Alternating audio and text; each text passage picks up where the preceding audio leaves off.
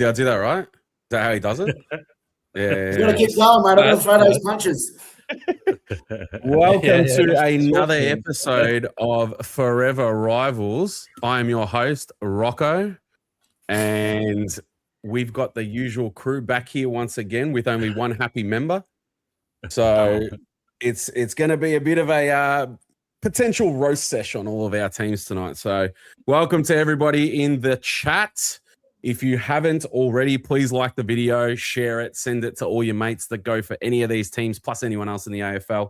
And we're going to have a really, really good show tonight. We've got a lot to talk about. A lot's been going on in the AFL, what's been going on with our teams.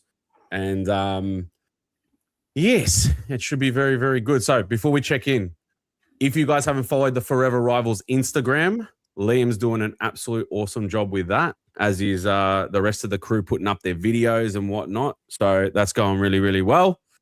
So get onto Instagram if you have it. Give it a follow, and you guys will enjoy the content through Fourever Rivals. Let's start with you, Liam. Let's start with you. How you doing? How was the week? How you feeling? All right. Yeah, look, we're doing well. Always excited to be here. Favorite part of the week. Obviously, though, yeah, as I said just as we came on, I'm the only one who's got nothing to be excited about. We still haven't got a win, but we'll see. We'll see what's happening. Well, I mean, we're all pretty much got nothing to be happy about at the moment, except for Mark. So we'll get to Mark in a second because he's gonna be feeling great. Welcome also to Saka, our resident filth supporter. Right. And proud of it, mate. Proud of it. We like you, but we don't like you. You know what I mean? So save me. Thank you for coming on in the absence of one Manny, who decided that he's going to do a runner when you guys suck. So, that's how it is. How are you? I'm fantastic, man. Despite my team's putrid displays, but looking forward to the game on Thursday night, and we'll have a lot to say about it. Definitely. We'll get to all the games later as usual. So, Mark, how are you doing over there? Good evening, fellas. How are we all going? Yeah, certainly winning, and hi to the chat out there as well. But certainly was a good win for the boys last weekend, and long time coming. But can't be 100% confident at this stage. But good to see that the boys sang the song after nearly 12 months. So ended up being a good evening for us. That's it. I mean, you're the only one. I guess you're the only happy one here at the moment. And then as we talk about the games later, I don't think it's going to get anybody better, to be honest. But let's go through some of our chats here. We got Sammy's always in here nice and early. Go Carlton Blues for tomorrow night, of course.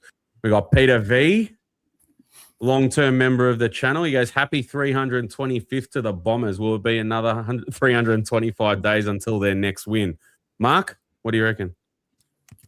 No, certainly not, mate. Certainly not. We'll be all right. We'll be right from here onwards now, I think. We'll be fine. We'll be fine. When you say fine, what do you mean? You're going to keep winning? Well, we won't be breaking any more records. That's for sure, mate. All right. That's sure. Fair enough. We got Joanne.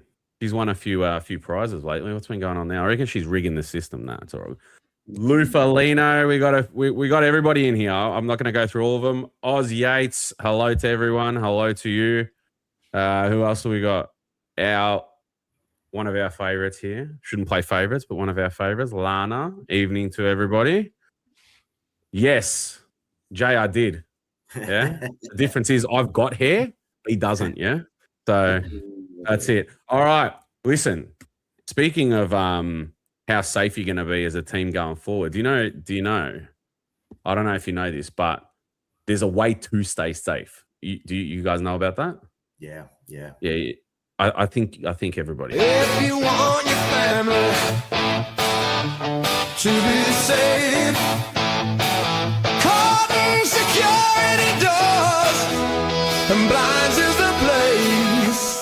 Fourever Rivals, a bomber supporter and a really top mate. All of your security.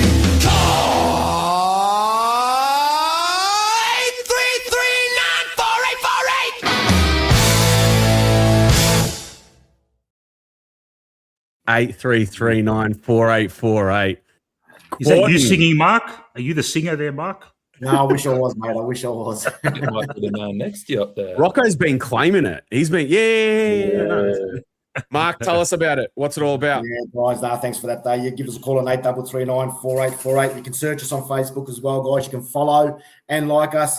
We're going to still offer the 10% off at this stage, but you have to mention Fourever Rivals and the Jumper Punch. So, if you're looking for any of our services, security doors, we all custom make our security doors, direct manufacturers. Give us a call on 83394848, and we're offering a free measuring quote. So give us a call. Thanks, guys.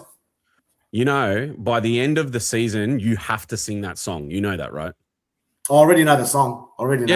Mate, it's embedded in my head. Don't worry about it. But I want to hear you sing it at least once. I want to hear you sing it at least once. We've got to do a performance of it, surely. We might be able to do it on the Carlton Cup, maybe. Maybe the Carlton Cup. There you go. See? There you go.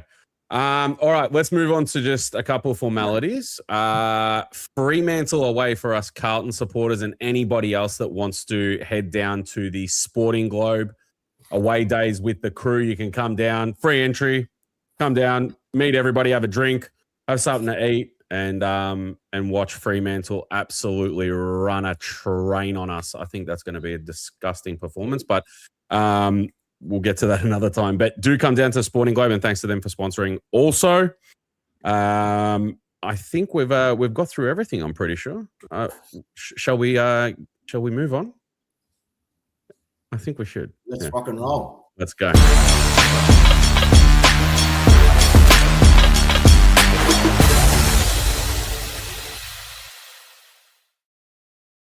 Fourever footy. All right, heaps going on in the AFL. Heaps and heaps and heaps going on in the AFL. So we've got plenty to talk about. We're going to get everybody's opinions. Before we do that, excuse me, we just got a couple of comments I want to bring up here. Ben Zero with the $10 donation. Thank you very much. I think Saka, he's one of your mob, yeah? Yeah, he's a regular on my show and he's everywhere. I'll be going to the footy tomorrow with him and hopefully we see the Pies get up. And Benny Zero, an absolute legend, supports all channels. And what can I say, Ben? Absolute legend. It. Beautiful. He says, Mick, you legend. How much we beaten the scum by this time? On your lads, enjoy the weekend, just not as much as us. I know he doesn't mean that either because I've been in the chat and he's actually really nice. So he's playing. He's all a facade. Yeah. You're talking shit. He's nice. He's got this really nice looking, man next door kind of face, but he's a jiu-jitsu instructor. So he'll put you down like a sack of spuds, mate. I take back everything I said. Fuck all that. But he didn't stop there. He's gone and gifted 5 memberships to the channel as well. You're an absolute legend. Benny Zero, what an absolute legend. Thank you very much, my friend. And then we got a super sticker here from the one and only Oz, $14.99. We'll say 15. Always coming through with the goods, Mr. Oz. Big supporter of the channel. Thank you very much, my friend. I hope I didn't miss any there. Like I said, first time hosting the show, so bear with me. But yes, let's move on. We got a bit to talk about. First and foremost, before we go on, for anyone that doesn't know, they did end the search for Jordan Dawson's brother, and unfortunately that did not end in good news. So rest in peace for Jared Dawson. If you want to go and read up about that, do it online. We're not going to go through that. We'll just say our thing, and that's that. But yeah, tragic news. Terrible way for that to end. We're all hoping for the best, but yeah, big thoughts going out to him and his family as well. Of course, don't like that happening in the footy world. Now let's start with Gather Round. I want to hear everybody's opinion. So there was so much talk about how people want it, they don't want it, they want it moved. The weather was shit. All that sort of stuff, split the venues over different states, everything. How did we feel it all went in the end? And chat, you can obviously give us your opinion as well. But let's go the opposite way around. Saka, what did you think? Oh, look, I'm over it, man. Come on, man. Gather round. Look, what's it there for, man? Really, to promote the game. South Australia is already a fucking football state, man. I don't know. I'm over all these gimmick rounds, man. Just we miss out on another home game for, whoever was supposed to play home. Me personally, I'm over it. This year they had a shit selection of games. None of the games I was excited about except my own. Look, they'll keep going with it, but it's just another AFL bullshit gimmick. And personally, I'm over it, man. All right, fair enough. But I mean, whether it's there or it's not there, does it really matter? Other than the fact that we know it's kind of like a cash grab, does it matter one way or another? Not really. It's like, it's just there, man. But as I said, man, just, even to get there in these kind of economic times, like, all the people that say, how great is it? We're in Adelaide, holidaying, going to the fucking all those bullshit wineries and stuff. Who gives a fuck, man? I just want to watch my team play. Who's going for the wineries, bro? I don't know. They're going. I don't know. I'll give my opinion in a second, but all right, you're over it. It is what it is. Mark, what do you reckon? Yeah, look, I mean, I mentioned it last week on the show about the advantage and the disadvantages to playing at home. So I still believe that. I still believe if it's your home game, it should be played in your home ground. But the weather conditions didn't help, I think. As a spectacle, I don't think the weather conditions helped, the attendances, and also, the issues with, the fuel prices and so forth. So I reckon this year was a bit of a failure. If they're gonna do something, if they're gonna continue doing something in Adelaide, I think they need to start increasing their entertainment. Just create more entertainment around that weekend. It doesn't have to be about football, just some form of entertainment, just to grab more people out there to watch the game. So, but I think the weather really hurt. I think what was it, Thursday night, Friday night, powered down with rain. The skeptical wasn't really that crash hot, low scoring. So I don't think it worked for them this year, but if they're going to continue doing it, maybe just create some kind of, entertainment somehow along the line. But don't they do that? Don't they? I mean, from all the videos I saw from people that were there, they've got a whole bunch of activities and a whole bunch. Like, I thought the whole purpose of Gather Round was, yes, okay, they all play in the same place, but it's more the fact that they put on all this stuff to do around the grounds, and I know they had DJs there and everything, but how much more can they possibly put on? I mean, I saw things for the kids. I saw there was late night sessions for everyone that wanted to party, and they had, like I said, DJs and all this sort of stuff. But I mean, I don't know how much more they can actually add to this to make it better or subtract. It is what it is, and it stays the same. And they haven't re-signed it, right? They didn't. There was something about them not re-signing it. I don't think they did. No. So what's the reason for that? I reckon it's because of maybe they were going to assess to see what was going to go on this year with it, and maybe it's a bit of a failure. Maybe it might be in another state next year. Who knows? You know what I mean? I'd like to see it maybe in Melbourne or in Queensland next year. I reckon it'd be fantastic if it was in Melbourne, to be honest. Lots of entertainment there, that's for sure, compared to Adelaide. Yeah, I get you. As a hub, it's much bigger, and there's a lot more they can probably do. I agree with you. Liam, what do you reckon? Yeah, look, I think it's. I know Mark kind of said, but there's not as much happening. I think there is a lot happening. I think it's more just kind of the novelty of the idea is kind of gone. When it first started up, it was cool. It was something different we hadn't seen before. Now that it's going on, it's kind of like, yeah, all right, we've seen it. It's cool, but it's all right. And that's the reason for the entertainment. That was the reason for the entertainment. They need to step up the entertainment.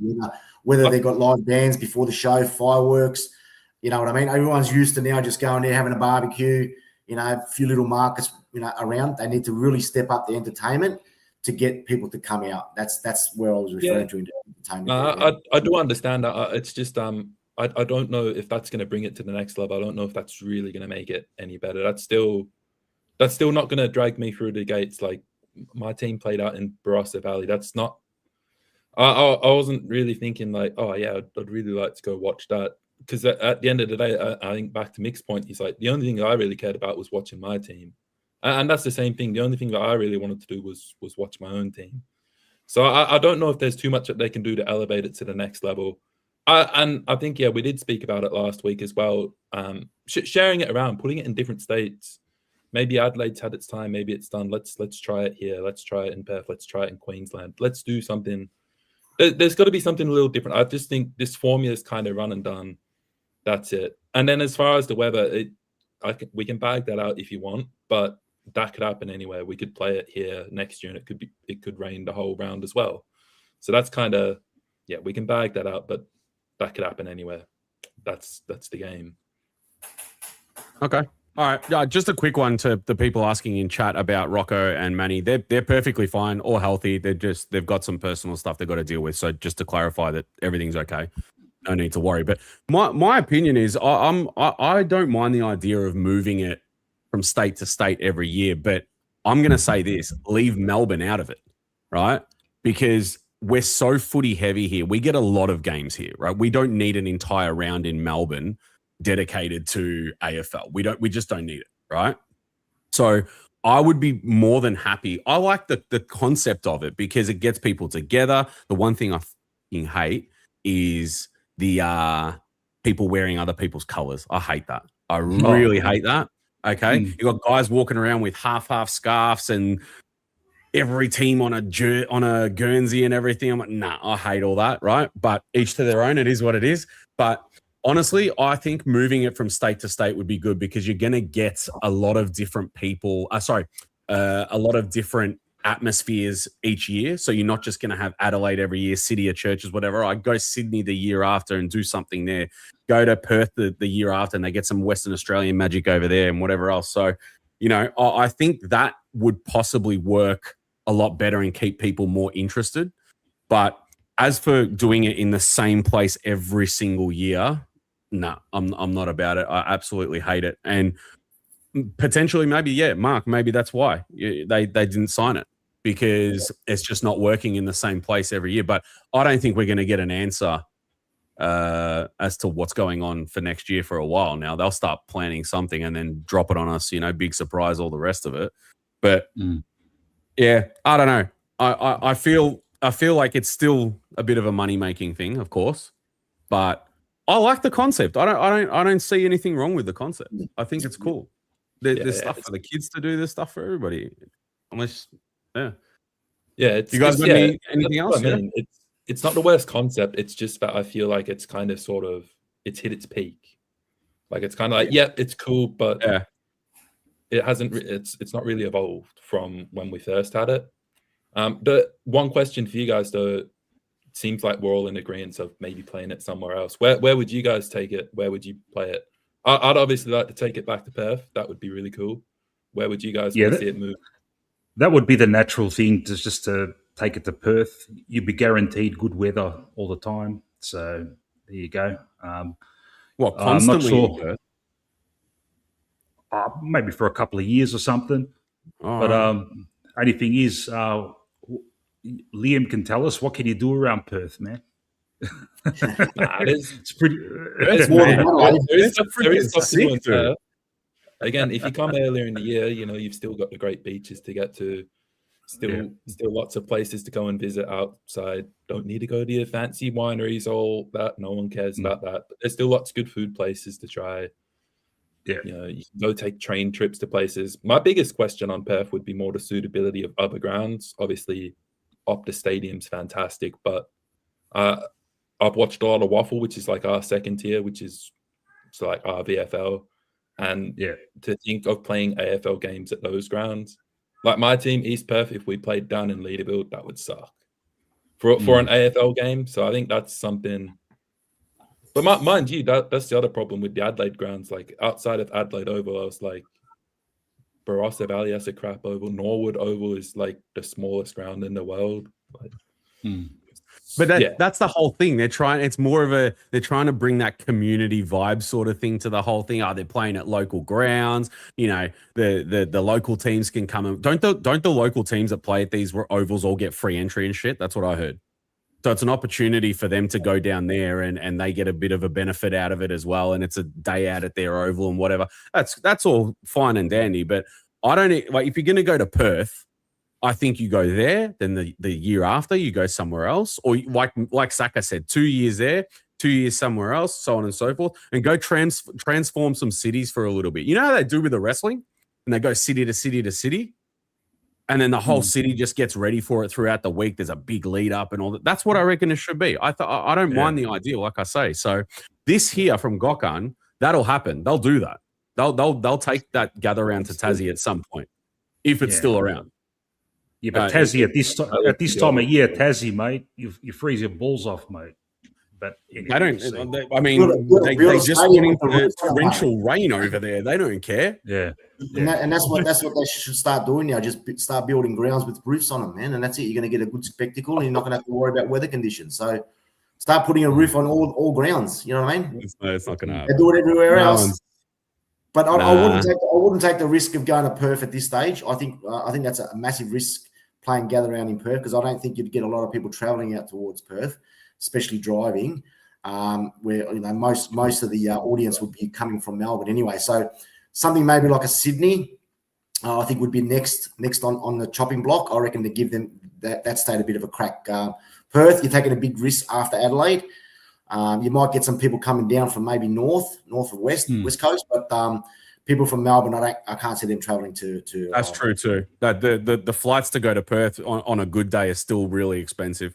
Yeah, So I don't know. Look, we can throw around names for bloody days, but it needs to get out of Adelaide, I think. And that's nothing against Adelaide or anything. Like Liam said at the start, when it was in Adelaide, everything looked so good. On that first gather round they did, it looked awesome. There was so much to do. City was bumping. Everyone was pumped up. People travelled over. It was good. But like you said, I think the novelty's worn off now, and that's it. And the last thing I want to see them do is get rid of gather round and replace it with something else to try and like re-spark the novelty again. That'll piss me the hell off. You know what I mean? Well, because then it's just grab this for money, grab that for money. Go on, Mark. Well, they'll have to get rid of the 0 round first, mate, before anything. So fucking hell, mate. They've got to get rid of that. Then we can discuss gathering. I'd prefer gather than 0 round. So get rid of that first. 100%. And then we can work on the rest of it. Yeah, I agree. All right. Well, we're all pretty much in agreement. So chat seems to have all different types. I think a lot of people in chat said that Melbourne is just not an option. Why would you bring it to Melbourne, sort of thing? I kind of agree with them. I just don't think we need even more emphasis on it here. Like, we really don't need that. We get the grand final parade. We get everything. So we don't need the gather round for the lead up or anything. But on gather round, there was a lot to note. There was a lot that happened. Obviously, torrential rain, all the rest of it. But we got to talk about the umpiring across the board, not just for Carlton's game or anyone's game. Across the board, that was possibly the worst round of umpiring for sure this season, but in many years that I can think of, is what I think I said that on game day. For sure, that was the worst I've seen in a while. We had Rochelle with his blatant throw while the umpire's about a meter away and he can't pick that up. How many weird calls with out on the full and that lasso rule. It's, to me, I think now there's far too many rules and new rules for these umpires to keep up. Yeah. Yeah. But at the same time, they have a duty. They're at the top level of umpiring for AFL. You should know the damn rules, and there should be a precedent that is set that you all at least stick to, and not just constant interpretation. So, what do you guys reckon, Liam? Yeah, look, I think you're spot on. There was some pretty bad calls. Like when you said that one where Rochelle threw it out, I watched that and I was like, how can you not pick that up? But the thing is like, that wasn't just a one-off. That happens in every game. It's like, how can you miss something so basic? The other stuff with the lasso rule, as we've spoken about before, they've kind of shot themselves in the foot, really. They started the season with one rule, and then a month later, oh, no, well, we're going to change it now. Oh, they changed it, yeah. Make it different. Yeah. So you can give a little bit of sympathy on the umpires for that, but if you're going to change it, you need to follow through with it. Because now no one knows what's going on. It's a total mess. It's everything, man. It's just there's no consistency in calls, and there's no understanding in calls. I don't know what's going on sometimes. I see kicks now. I'm like, is there a free kick? What's the kick for? I don't know what's happening. How do you guys feel? How do you feel, Mick? Do you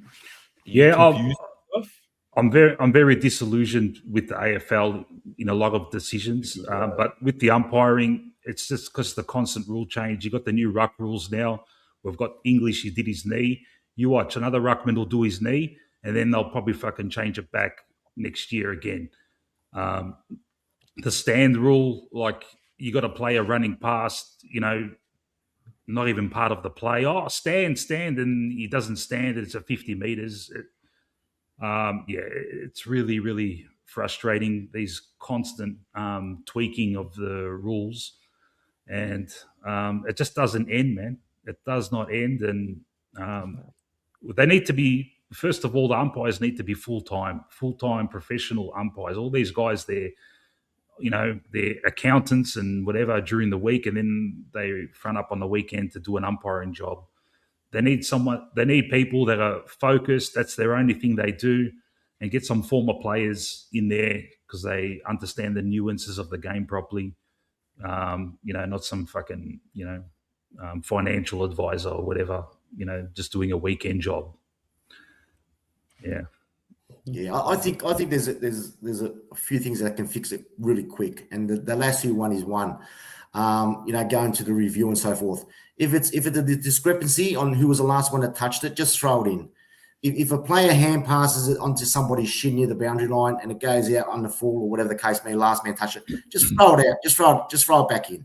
If it's not a clear hand pass or a clear kick over the line in between the two arcs, then just throw it in. You know what I mean? Don't make it so hard. If the umpires can't make a decision within 2 seconds, just throw the fucking ball in. Keep the game going. We're having too many reviews now on who's the last one that's now touched the ball. There's rules. They've got rules, but just try and make it so much easier for the umpires to umpire. You've got some umpires now that are making calls 50 meters down the line. 50 meters down the line. I mean, what about the umpire that was the closest to it? So, they need to be full-time. And they've got their own kind of, interpretation of the rule. You can't have different interpretations. Correct. They're all going to be the same. And to do that, they need to be full-time. They need to be watching more games, other games than themselves. They need to be watching other games to see how they're umpiring, what decisions that they're making. So you can fix those little issues, but for some reason they're making it harder for themselves, and it just becomes too confusing. The stand rule. I mean, you used to be able to stand behind the mark. When someone's taking a mark, you stand behind the mark. Now you have to stand, and the player's not even near the guy on the mark. He's telling him to stand, but he's like 10 meters. He's 5 meters away from the mark.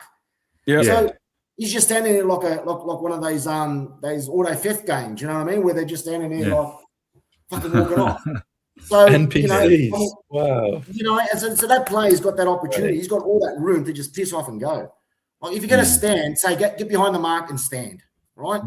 Before we go on, this comment here is incorrect, and we're going to go into why that's incorrect soon, because I have blatant evidence out of the guy's own mouth that it's true. So this here is, I don't know if you love him or something, but it's false. All right, but we'll get into it later. All right, but maybe it was sarcasm. I don't know, but maybe actually, that's him on a body count. The other comment from Gokhan? Which one? The one from before about how with basketball, how they call traveling. Oh yes, with the travel. So he said this one here. This is actually a really good point, because if we go back to that one with Richelli throwing the ball, that's a throw. You can't do that, but because it makes the game look good, they let it go. And that's the problem. How did that make the game look good? That didn't make the game look good at all. It cost us probably. Not for you guys. Yeah. But they ended up getting a goal out of it. Things like the stand rule, it feels like it's hard and fast. Like they do it when it's convenient to call it, and that's not right. If the rule says you have to stand, that's the rule. If you don't do it, it's a free kick. So that's more my thing on that one. Is more, don't be hard and fast with rules. If it's a rule, you follow the rule. Is it that hard? Is it? I don't think so. The problem is that these rules are not. Yeah, go on, Mark. Go on. Sorry, mate. No, I'm just. Is it the right rule though, Liam, to stand because the umpire tells you to stand in a position that's not even near the player? Whether it's right or wrong, it doesn't matter. If that is the rule, That's the I rule. understand that. That's I it. understand that's Yeah. the rule. I get. It's a shit rule, man. It's a shit rule, yeah. Liam. Yeah, It's a not- shit it's rule, the best man. rule, It We is. knew but for years and it's years, fair. everyone knows you don't step over the mark. There's no stand bullshit. They brought it in because teams were flooding or something like that. It's just too hard to administer, man. Just get rid of it. But it serves no Everyone purpose. knows.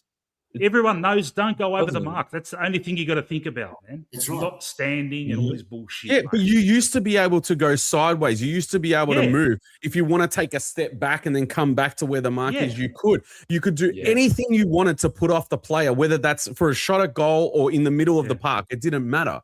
Now you're getting them to stand. They can't move. You can just run straight past them. It literally serves no purpose to anyone that even has an ounce of speed. So I've never liked it. I think it needs to go. I don't think the only thing that it really affects the most is the fact that, it could be put into the category that it speeds the game up because you can just zip straight past your player. What's the point of even having them there? Yeah. But there's so many nuances with it now. Oh, we asked you to stand, now you got to clear out. Or we asked you to stand, you didn't stand. So, but the way they ask them to stand sometimes, what if they don't hear it, number one? Okay, some are playing that they didn't hear it, and then some genuinely didn't hear it, right? But the flip side of that is they know, stand on the damn mark, and then they'll go stand a freaking meter away, right, from the mark, or you're not close enough to the mark, and they'll pay a 50 for it. He'll be like this far away from the mark, and they'll go and pay a 50 for it. It's just, and this is what Mark was saying before with the interpretation. We don't have umpires that interpret the game the same way, and that's got to be the worst thing for a player. Because now they have to look at who's umpiring the game. We shouldn't know the names of these umpires. Yeah. We should have no idea who these are. I couldn't name you one, maybe one or two I could name from the Premier League. The rest I have no bloody idea because you don't need to know who they are. They all officiate the game pretty much the same way. All right, some are a little bit here and there. But with AFL, it's just absolutely blown out. It's like one guy pays 50 for this, the other guy lets it go. But it's the same damn rule. What are we doing? It's hurting and then they want to bring in more rules and change this rule and do that with this. It's just a joke. I'm sorry. I think they're touching the game too much. Pause. You know, so spot on, bro. Yeah, I don't know. That's how I feel. And this round was shocking. This round was like it was put right on show for all of us, you know. So it's just I don't know. I feel. I like traditional footy. Don't get me wrong. I don't have any issue with it progressing, but in the right way. Yeah, not in a way that's going to confuse our freaking umpires and it's going to confuse the fans. And now we need to figure out: was it a free? Do I get angry? Do I not? Is that what was meant to happen? Who knows? We don't freaking know anymore. The other day, who was I watching? I think it was the Fourever Collingwood game. There was a lasso that was given in that, and I was trying to work out what the hell happened. Yeah. Why should we be watching a game when we don't even know what the fuck's going on? That's, you know, it's just, it's really, really annoying. But I mean, in terms of your personal teams, which decisions stood out the most? Obviously for us, it's Rochelle with the throw, because at that point he may as well go play for the Roosters, you know? Yeah. Did you guys have something similar that was impactful enough for you to go, this is bullshit? Yeah, look, with Collingwood's game, I think I was more focused on our putrid decision making and brain fades than any umpiring decisions. I don't think it affected our game much, but yeah, I don't know. Your games? There was a couple, not with Essendon, but there was I watched the Port and who did they play again? Port and St Kilda. There was last game of the round. Yeah, there was a couple of bad decisions. I think it was more the high tackles, the head shoulder tackles. That was paid one and didn't pay another on the other side. So I think some very bad decisions in that game, which cost I reckon Port in some ways. I think Kilda had the umpires on their side at some crucial points. So just the head high tackles as well. If a player is ducking or not ducking, is it classified as high or play on? Again.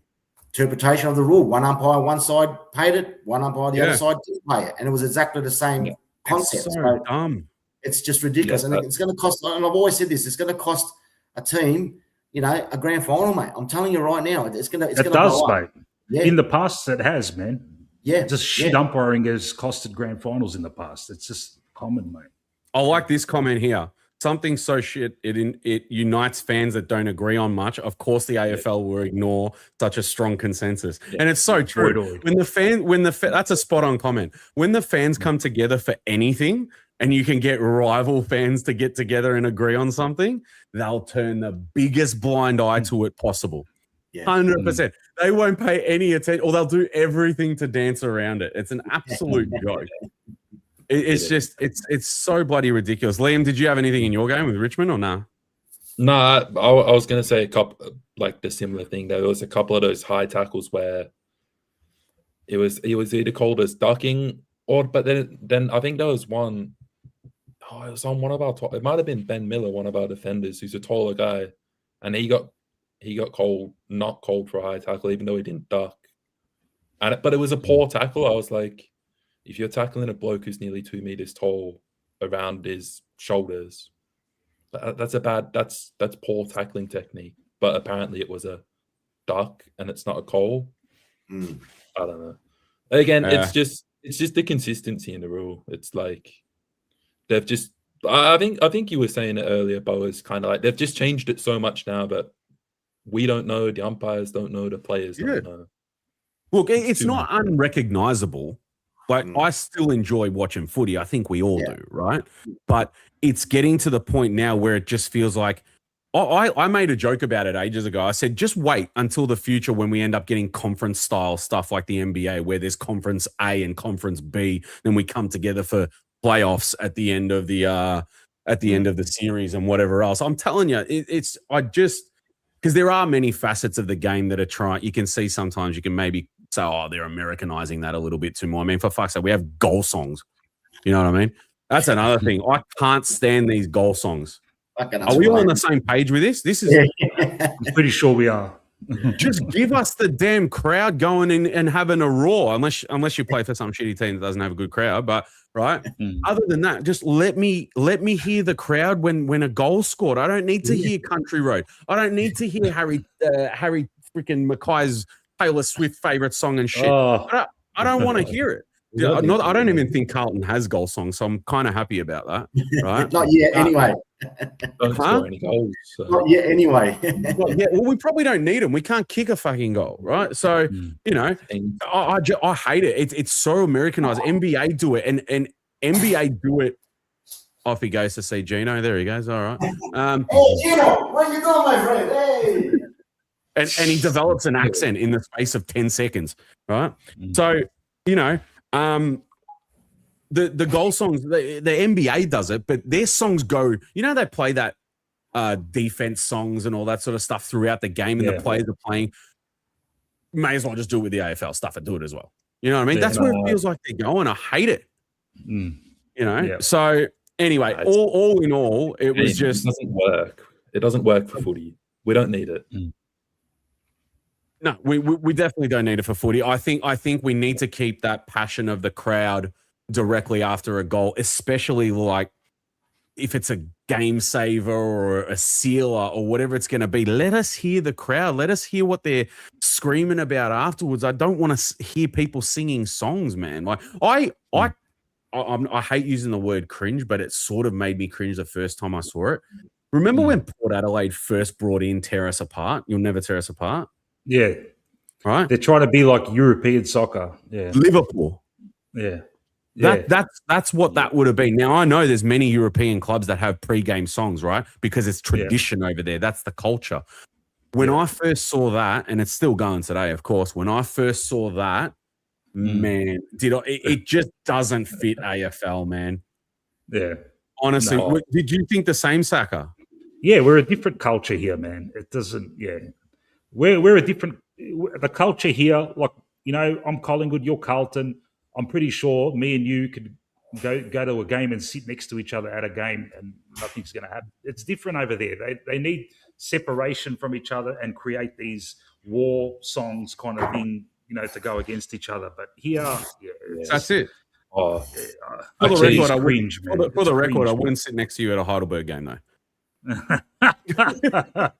That's not happening. I would, man. I got heaps No, of rested mates. Don't worry. I'm playing around. I'm only joking, but no, that's exactly what it is. This territorial, war zone is not a thing here. So I hate that pre-game song. I hate the freaking AFL goal songs. Everything. Nah, get rid of it all. Liam. Yeah. One more thing. Not the goal songs, but we do like the tradition of singing our own songs at the start. But when teams are now coming out to different songs, that's stupid.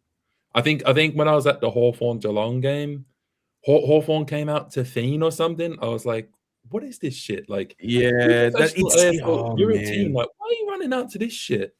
Like, what does that have to do with anything? Actually, you know what? That winds me up more than the goal songs. Like, just walk out your club song, not some stupid shit. I don't know. Exactly.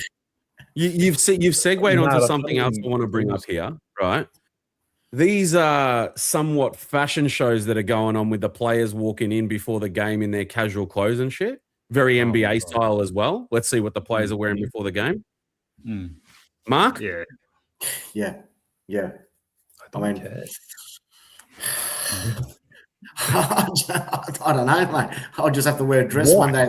I don't know. But there's a few songs there that are coming up on the chat. Maybe the group there might want to throw up some songs of some of the players. What kind of song? Yeah, you can't touch this. Yeah, that's a good old song.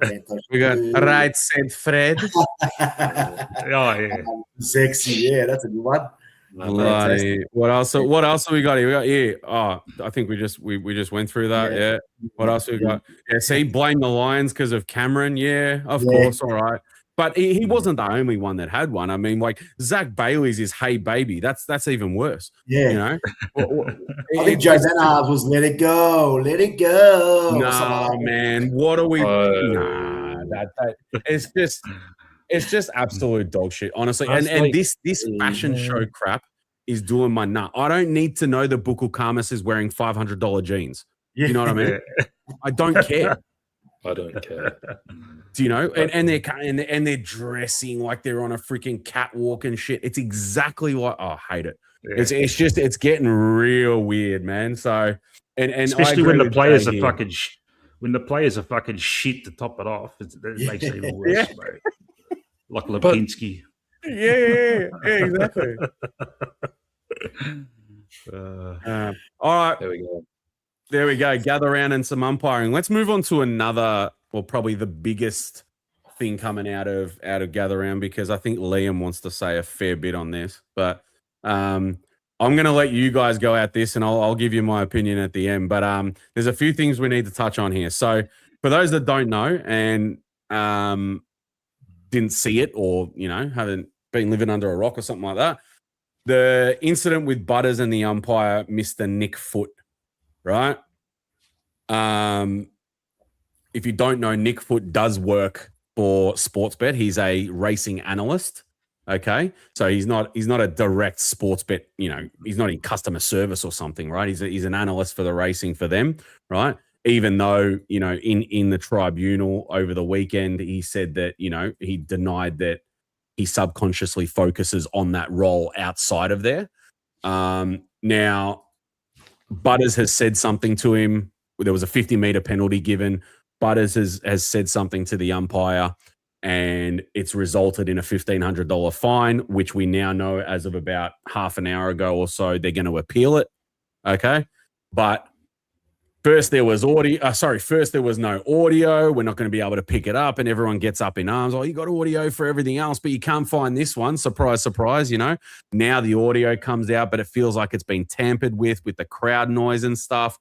It's a freaking absolute mess. There could be some funny business going on with Mr. Sportsbet over there and whatever else. Should he be umpiring? Should he not be umpiring because of those ties with Sportsbet? I reckon, Mark, we'll start with you. Oh, look, just quickly. I mean, it's been in the news all week, but I look at it like this. Pretty simple. Again, the guy's been found guilty.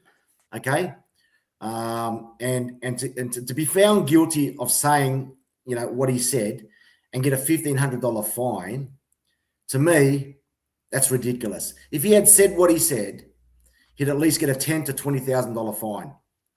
That's what I can't justify the reason of being handed $1,500 a fine for saying something like that's pretty bad.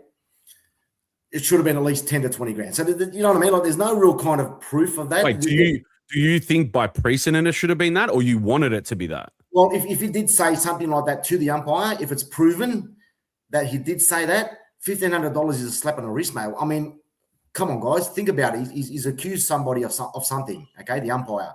So it should have been at least a $10,000 to $15,000 fine.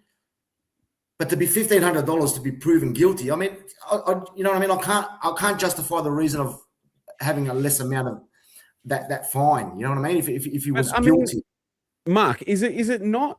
All he said was something along the lines of, and I don't think we have exact evidence on this yet, or concrete evidence.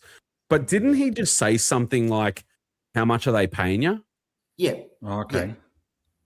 That's what he's been accused of. But he's denying that, right? So if he's denying that, yeah, where's the proof? Where's the proof? It's not on he the said, mic. she said. That's exactly right.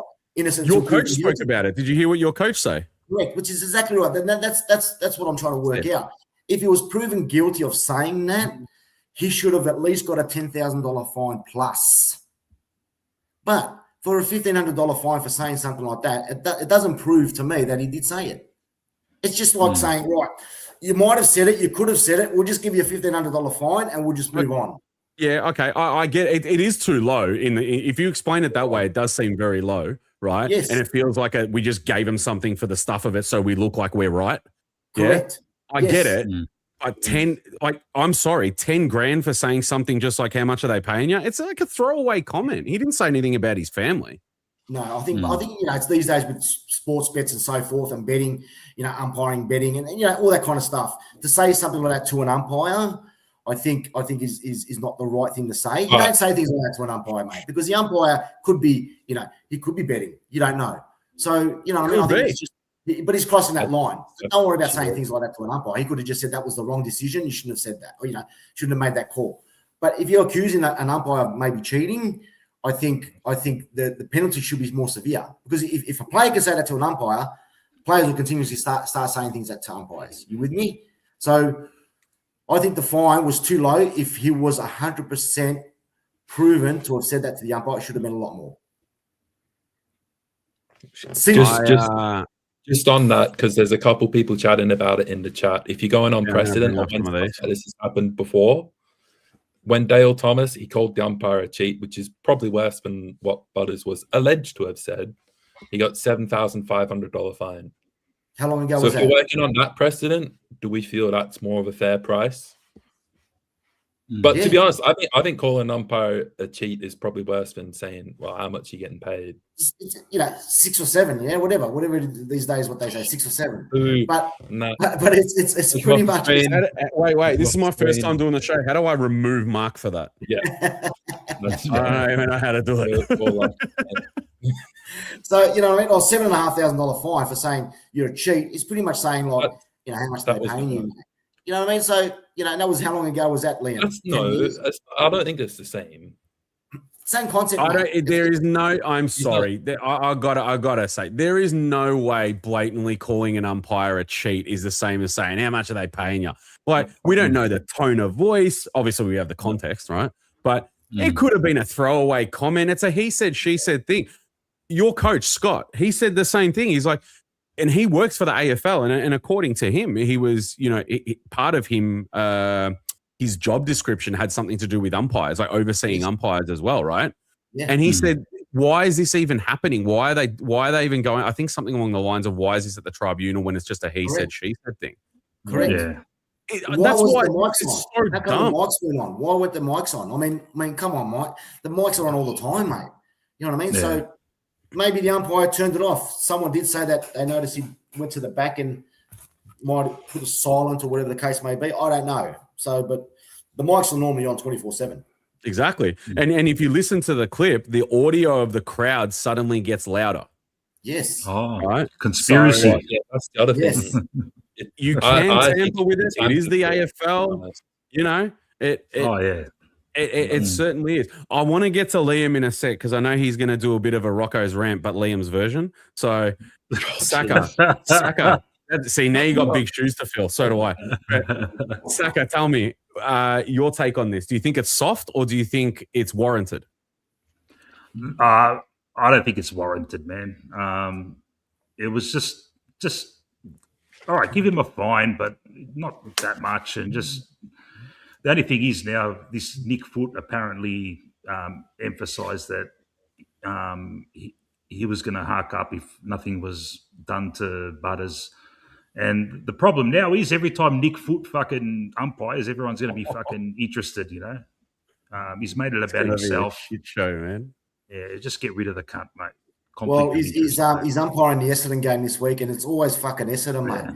So he's umpiring the Essendon game this week. I don't want him umpiring at all. But apparently, don't we have him as well? Yeah. I'm pretty sure we've got him as well. Yeah. And someone I think said it earlier that we've got them. But well, if you win, Bo, I know why. Exactly. That's what I said to a couple of my mates. Mate. I go, if there's some umpire decisions, mate, that cost the game, mate. I'll tell you what. But Kane Corns, I think, said that he would never ever coach umpire. A Port Adelaide game ever again. That's it. He's gone. He would not be able to coach a Port game ever again. So it must be pretty bad, mate. It must be pretty bad for that to happen, eh? Liam, unleash, my friend. Oh, gee, I'm feeling depression out. All right. Do you want me to put up the video intro that I did for you or not? No. No, I don't have one. I'm joking. It's all right. That's good. All right. Look, the big problem here is that it's a he said, she said thing. Now, the problem with stuff like this is that it all comes under circumstantial evidence, which is why they have gone and sided with the umpire. They've been like, well, if the umpire said he said this, we're going to side with him. And to be honest, that's bullshit. It's not fair. Let me ask you guys this.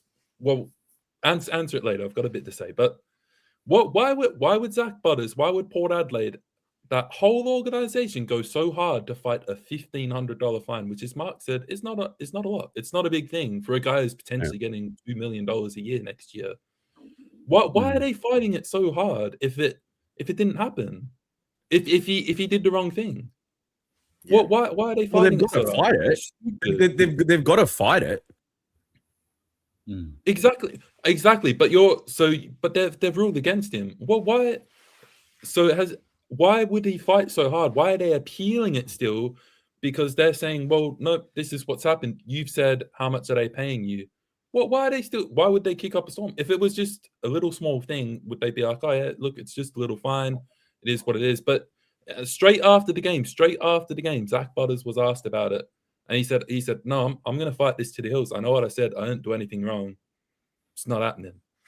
So that's integrity. He's protecting his own integrity, and the clubs stand by that. He has to. They're gonna stick by him and say, if that's what's happened, that's what's happened. And if he's damn sure he didn't say that, I'd be doing the same as a club. I'd be saying, fuck yeah, we'll come with you to the tribunal and get behind you on this, because why on earth would we allow someone to just run a train over us when we didn't even do anything wrong? You have to fight it to the end. This is where it falls down for me. Is the audio? How can they conveniently not have audio at this time? But then, as you've called out, they've got audio. But I'm running with the theory. I think it may have been tampered with. But you're telling me that no one can go and tell the audio exactly of what's said, and you've got all these people telling you one thing, and then it's, oh well, but this is what I think he said, and that's what we're going with. Well, why are we siding with this person? And then the separate issue about him working for sports, but that's just a joke in general. How can you have an umpire? How can you have anyone working in this organization affiliated with a betting company? That's not right. You can't do that. So you're telling me that he might be umpiring an Essendon game or a Carlton game this week, and he's not going to have some sort of interest. Look, I don't know him. He could be a good bloke, but surely there's something a little bit sus that when you're hiring a person for this position, maybe you want to check and be like, oh, why are you working with Sportsbet? Is that something that we really want to see in our game? Is that smart? You wouldn't be able to trust him. That's not right, is it? Yeah. Would they let a player an AFL player and get an endorsement deal with Sportsbet and go on commercials and saying, "Oh, my bets for the week are this and that," whatever. They wouldn't. It wouldn't look. What if I was a trainer? What if I was a Richmond trainer or a water boy or something working within the game, but in the week I'm working at Sportsbet. Surely you would have some questions. Surely someone's getting in my ear being like, "Hey, if you're playing against these teams, maybe there's something you can do to sort of impact the result to make a certain thing happen." Surely, like it's not too hard to put 2 and 2 together. Honestly, the way this should go down is very, very simple for me. No audio, or if you refuse to use the audio, once it becomes he said, she said, it's inconclusive evidence, just like they have with the freaking ARC over there and all the rest of it, right? And reviews and all that. If you don't have the evidence, then the decision must be not guilty. It's as simple as that, right? Because how can you side with anybody? You were saying it just before. How can you side with the umpires just because they're the umpires? That's just simply unfair completely. Yeah. Having said that, this guy is not denying that he has ties to Sportsbet, that he's an analyst, a racing analyst at Sportsbet. There is no way in hell he should be umpiring AFL football. He could be the most trustworthy person in the world. It doesn't matter, because at some point, what happens if he's tempted while he's at work? What happens if he's tempted? Stuff it. I'll do this. I'll say this. I'll get in this player's ear, whatever it might be. It's no good. You cannot have such a conflict of interest and a betting company. It's not like he works at a pizza store down the road with some footy player's dad. That's different.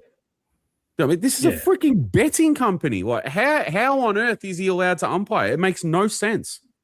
And he's got the inside info on who's paying what for particular things, and he'd be able to be in a situation where he can see the angles on where you could make a quick buck out of some stupid. Exactly. He should not be there. He's in a position where he can directly impact the result of the game. Yeah. That's not fair. And he won't be doing it himself. He's just going to tell someone, "Oh, put some money on this because I'm going to." Making decisions. He's an umpire. He's making. He's got the rules. He controls how the game can be played. Yeah. If he doesn't like the way a result's going, he can pay a 50-meter penalty. Here's one from Gokhan, right? They have cameras everywhere at games because of this social, what do they call it, antisocial behavior and whatever else. You tell me they don't have a camera that could have zoomed in on him and read his lips. If they really want to get to the bottom of it, that's not such a bad idea, to be honest. It might sound weird, but hey. Yeah. But again, this is where it's bullshit, because we're meant to have audio, but it's conveniently gone missing. So Of course it did. Are they trying to cover it up? Do they just not want to admit that they've stuffed up? Because we know the AFL do that. They don't like to come out and say, "Oh, actually, we've stuffed up. We've got it wrong." Is it just the whole cover up? But no, just one more thing while I'm thinking about it. I'll have to put it in the chat when I find what it's called. But watch this documentary about an NBA referee who was involved in a betting ring and how he impacted results. And you tell me whether this guy should still be umpiring or not. I'll try to find the name of it now, But the fact of the matter is there is so much corruption in sport around the world. It doesn't matter what sport we're talking about. There's corruption everywhere at low scale, high scale, whatever it might be. AFL is not exempt from that. And to even have somebody, it blows my mind that the AFL would allow someone to have someone in there that is tied to a betting company. We're not even talking about people who they umpire, but that's all they do, and their job outside of umpiring is some pizza store, and they got caught in some match fixing, right? That's a whole separate thing. This guy actually is an analyst for a betting company. It can't get any worse than that. I don't care if it's racing analyst and you're not directly affiliated with AFL multis and stuff like that. You know how some people, they get celebs on there or Nathan Brown or whatever it's going to be, and they do their multi for the week. I know he's not doing that, but you are affiliated with a betting company, and I'm sorry, no one's going to, in my mind, no one's going to tell me that it hasn't crossed his mind at some point. I'm not accusing him, right? But it'll take one bad day or one little idea that couple grand here, maybe couple grand in 10 rounds time or whatever. And who knows? And then it's going to come out. I just think he should have nothing to do with AFL whatsoever. It's just a joke. To me, that's so not right. So they should sack him then, yeah? So is that what kind of the answer would be right now? He shouldn't be umpiring again. No. That's what I think. It's not fair. Or he shouldn't affiliate himself to the sports bet. Well, it's one or the other. The thing is, one or the other. Right. Either quit your job at Sportsbet and go in and dedicate yourself to being an AFL umpire, not full time. I'm just saying, showing the loyalty that you don't care about that betting and you're not tempted by it. Piss that shit off. Go get another job, right? But the flip side of that is stop AFL umpiring. So which ones are going to be or there's no other options. I'm sorry. There's two options. That's it. Right. Well, he's umpiring this week, mate. He's umpiring this week. Yeah, that's what I'm going to say is if he's umpiring your game this week, every call you're going to be thinking, that's going to be front of mind for you. You're going to be thinking. But not only that, the crowd would be saying things as well. Is he betting against us? Yeah, you're going to be thinking about that all game. And I think the crowd will get involved as well. They'll get involved, the crowd. You know, so he should get bagged for it. He deserves on the Butters. Maybe the umpire might have just overheard what maybe Butters was saying. He might have said, "Why did you pay that free kick?" You know what I mean? Someone did ask that. Was it Butters or was it the other bloke? Was it Ollie Wines? Yeah, yeah. Why did you pay that free kick? As opposed to maybe, what are they paying you? You know what I mean? So maybe the umpire is guilty, consciously thinking that, or did they say something about me betting or being involved in betting? Someone actually, what you just said there, someone actually said it. They said, "Why did you pay that?" or something to that effect. Right. So it was either Butters or it was Wines, but there was something else that was said after that, which is when Butters came over. Right. That's the one that they're going on about. The one before that's pretty blatant. You can hear it. It's fine. Right. Okay. Yep. That one there. You can't do anything about that. You can ask why you did something. We hear it every week, but it's the one after, and that's why everyone's up in arms, because you can hear the first one clearly as to why did you pay that or what was it for, whatever to that effect. But then the next one, all of a sudden, the crowd's having the best time of their life, and you can't hear anything. Yeah. How is that? And nothing happened. It paid a 50. It's not like a goal was scored and you can't hear anything. It's stupid. Yeah. It doesn't make sense. Something is like. You brought it up before. I think it's a good point about the minimal fine. You know, and someone said it before. Here we go. So why such a light fine? Something sus. And 100%. It just doesn't seem right. If you want to make an example out of this for other players to shut their mouths, 1,500, man, I'll say that shit every week for that money. Exactly. Yeah. He's going to get $2 million a year next year, so that's small money. That's pocket money for him, really. $100. Mm-hmm. Now that you mention, I never thought of that. Now that you mention it, it's even worse now. This is even stupid. If you find me that much, I'd be pretty upset because I don't have that much to say really like that. But but this is the problem, because I'm actually studying sport law this semester at uni, and with tribunals, all that they need is circumstantial evidence to take through. And if they've only got circumstantial evidence, more often than not, they're gonna side with the league or the association or whatever it is. So in this case, they're gonna side with the AFL. That's the problem here. But if you took this case to an actual court and said, "Oh, well, he said this, he should get in trouble," they're gonna be like, "Well, where's the audio evidence?" Oh, well, we don't have the audio evidence. Oh, well, is that what other people heard? Oh. Well, I don't know. Maybe they heard. Maybe I misheard. Falls apart straight away. Yeah. Again, we're never going to know what was actually said. It's a he said, she said situation. 100%. Nah. I want to know what the chat AFL have stuff that. I want to know what the chat thinks. And I don't know how to get the poll up on here, but I'm just going to ask the question, right? Do you think he should be umpiring ever again or not? That's what I want to know from the chat. It's a yes or no answer, really. Go for your lives. I want to know what you got. I've seen a lot of comments in here. I've got to start remembering to chuck it more of them up. But I know you guys are on top of that, and Rocco's on top of that. I'm putting a few up. I'm getting there. I'm not used to being the big boss. So I don't know. I gotta Rocco's rant either. I don't like it. Sorry? I need to chill out. I need some water. We've got a couple of big games coming up. We've got a big game coming up now, Bowie, haven't we? We do. But just before that, quick thoughts on, and I want Saka's opinion on this the most, and I guess there's going to be some Collingwood supporters in the chat as well. We got Benny and a few other people in there. Thoughts on Buckley this week being heavily linked a couple of times to be the head coach at Tassie. I know it's come up in the past, but now it's been spoken about a little bit more heavily. So I thought I'd get your opinions on that, all of you. Yeah. Oh, look, I reckon, good on him, man. I've always respected him.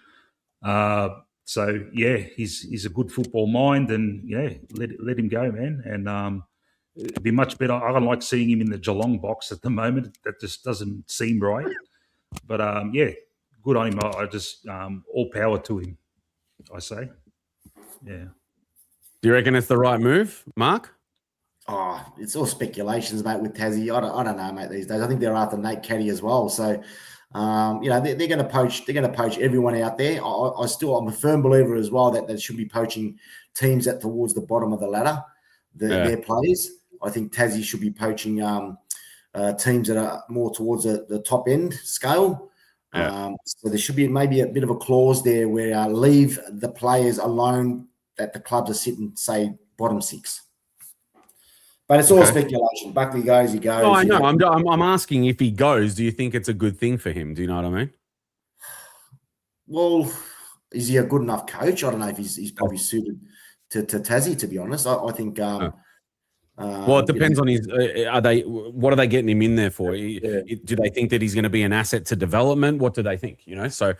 Which we don't know yet. I mean, there's so much talk. But Liam, look, Matt, go. Go. Oh, yeah, you go. I was just going to say he's a good coach, man. He got Collingwood to a grand final with a team of battlers. I reckon he'll do all right with a young squad, and I reckon he'll do all right. A lot of coaches do well in their second spells. They learn they get all their mistakes out of their way in their first spells. He's very experienced. He's very knowledgeable, and I reckon he'll do all right. Yeah, he's a good thinker, good footy thinker. That's fair. Yeah. Yeah, I've got to agree. I do think he's a good coach, and I think if they want to go after him and get him as their head coach, it'll be a good decision. I think that was more the question. I was like, what do they see in him? Are you bringing him in just for the start to help build the culture down there, or are you bringing him in because he's a tactical mastermind who's going to set them up with a great game plan early? Is he really good at developing younger players? That's more the question. But I'd be asking, if I was Tassie's, like, how is he going to set up our club? Because it's not just walking into another coaching job. He's starting up a brand new team. It's a big ask for anyone. All right. Yeah. I just wanted your quick thoughts on that. So that's good. I will, as Mark said, we've got some big games coming up. What's going on?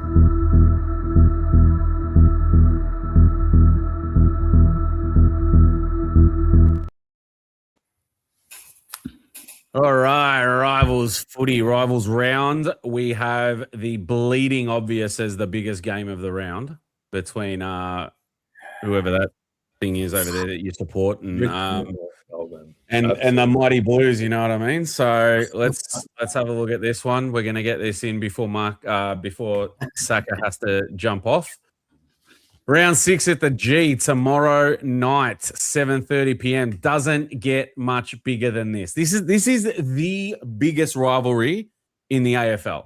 I don't care if anyone else wants to say anything different. I don't care. It is. Yeah. Right? Nothing comes anywhere close to this. Yeah. But we're gonna get your thoughts on this one because there's a lot to unpack. But what do you think? Do you think it still has? First and foremost, I want to know: do you think it still has the same rivalry feel as it used to have? and your predictions. Tell me, what do you reckon? Okay. Yeah, look, it still does, man. I've been bantering all week with Carlton supporters. And how ironic that both teams are struggling at the moment, and we're still the biggest rivalry. Like all these other clubs cannot even get close to their own rivalries. So, it's huge, man. And I just cannot wait. I cannot wait. I'm nervous. I'm confident. I'm nervous. I've been talking with my mates, and Carlton friends are saying to me, "Yous will kill us. We're shit." And I'm saying, "Well, yous will probably get us too, because I can see yous stepping up." And so it's going to be a real intriguing game, and I cannot wait.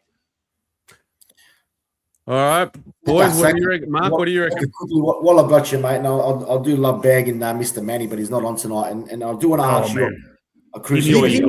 Give it to him. Yeah, I certainly call the Magpies the geriatrics, mate, and I'm gonna prove it to you. Okay, I'm gonna prove it to you. I'll prove it to Manny because he just doesn't fucking want to listen to me. Right? So Collingwood's list. Okay, I'm gonna bring out some names. This is where Collingwood are gonna start really suffering the next probably 2 to 5 years. Now, Scott Pendlebury's 38 years old. Cy Bottom, 35. Jeremy Howe, 35. Elliott, 33. Yeah. We've got Cripps at 32. Membry at 31. Now, these are all in their 30s, yeah? We're still going. Membry, 31. Moore, 30. McStay, 30. DeGoey, 30. Maynard turning 30 in the next couple of months. Frampton turning 30 in the next couple of months. That's 11 players that are 30 years plus, okay, which is pretty much half your team, okay, on the park. Yep. So that is a very big concern. That's why I call you boys the geriatrics, mate. It's like a retirement village playing here at the moment, okay, or super rules or something like that. So I think that this is where the issue is with Collingwood. They had opportunities to get rid of some of these players possibly last year or the year before. They kept maintaining these players. There's 11 of those players, mate. 11. Yeah, because we're making prelims. We're making prelims, Mark. Who's going to rebuild straight after making a prelim? You're in the window, man. Yeah, but I think what you've done, you've kept 11 still of those players. Up until this date now, you still got 11 of those players. I'm not saying that you had to get rid of all of them, but I think you made a mistake by not getting rid of some of them in the last couple of years. And I honestly think Collingwood are going to start fucking wobbling. And I can't wait to see this happen, to be honest, mate. Yeah. I know you're passionate about your team. And, I've heard a couple of Collingwood supporters saying, we always should be up there. We're always going to be up there. Mate, we always are, mate. We always are, man. You're dreaming. Because I'll tell you right now, the next 2 to 3 years, if you guys don't get rid of these players next year, half of them, you guys are going to be suffering, mate. I'm telling you right now. We will get rid of them, and I will guarantee you, Mark, and I'll say this to you as well, Bo, we will be contending again before you guys are back up there. I don't believe that, mate. I think you guys have made it. We've been doing it for decades, man. Both of us or Essendon.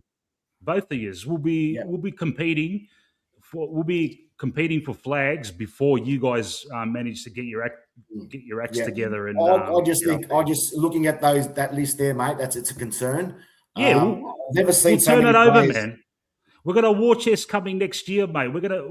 We can add 4 or 5 good free agents and to augment this team. And before you know it, we'll be contending again. You've given enough opportunity to the young kids because you're continuously still putting these players on every week. So that's my theory. That's my theory, and that's what my belief is. But as for a rivalry game, regardless of where Carlton and Collingwood are on the ladder, it's a fantastic game to watch. I love it because you can bout the shit out of each other, and it's gonna be a really close game.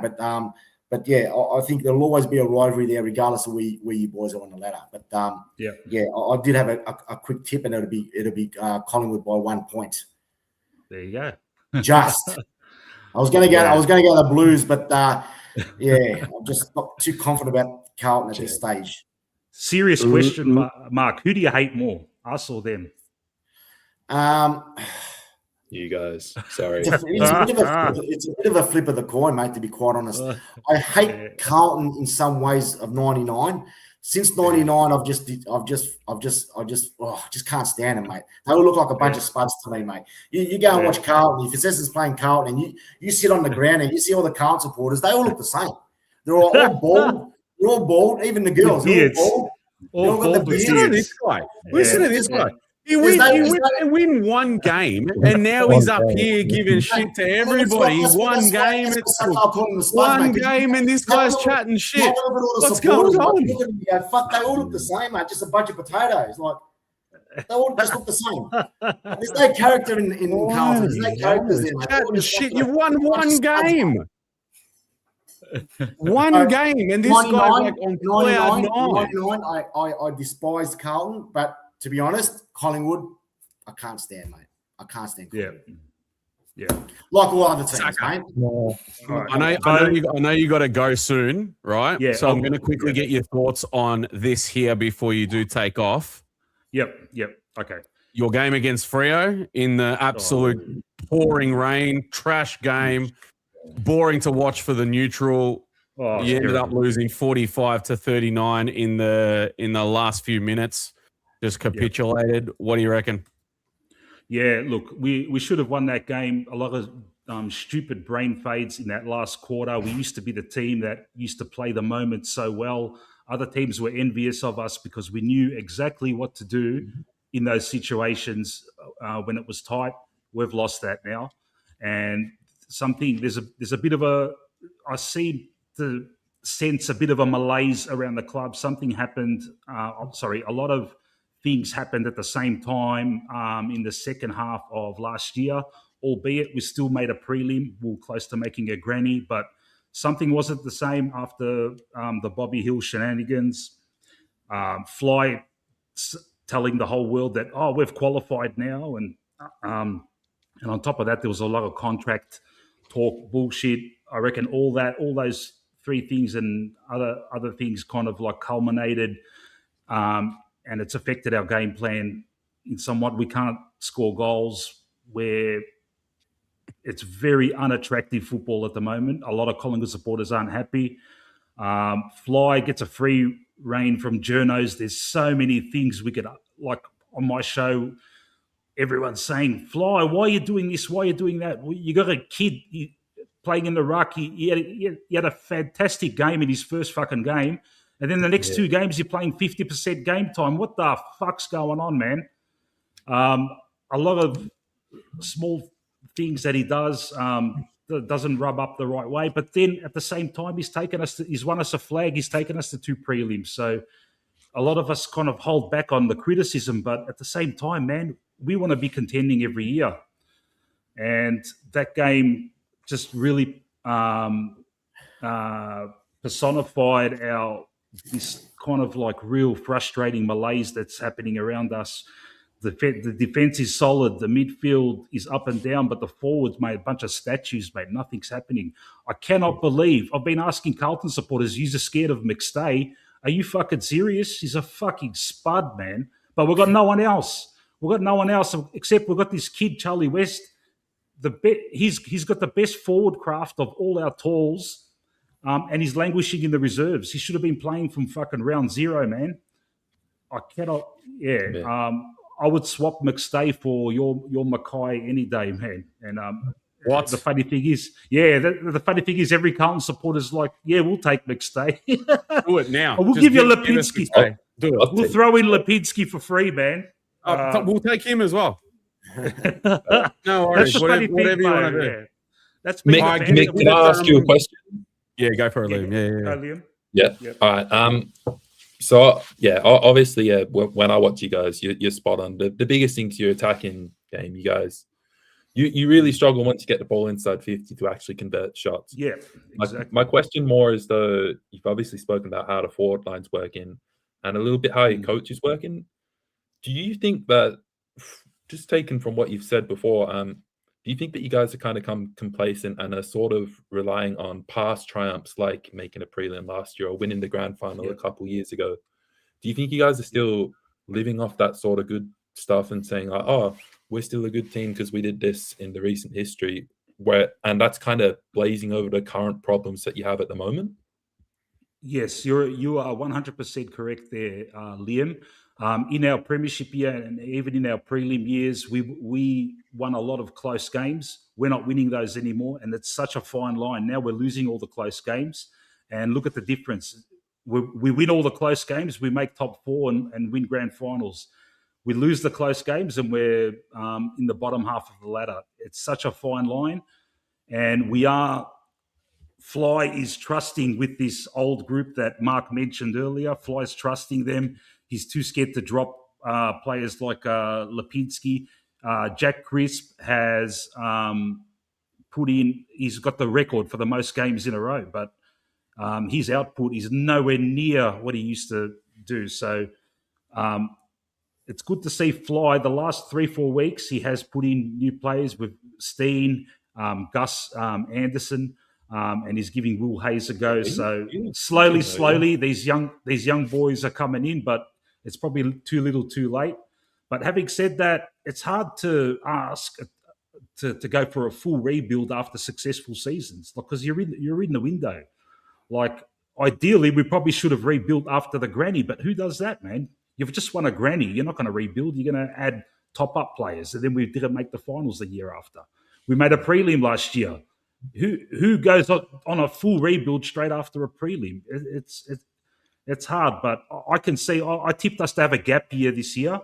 And with tomorrow's game, it's going to be a blessing if we lose, because it's going to force Fly's hand. He's going to have to start playing kids because the season won't look good. And Essendon's back up there. So 2 weeks ago, if you asked me about these 2 games, I was joking around. Yeah, we've got 2 bye rounds coming up. Not anymore, man.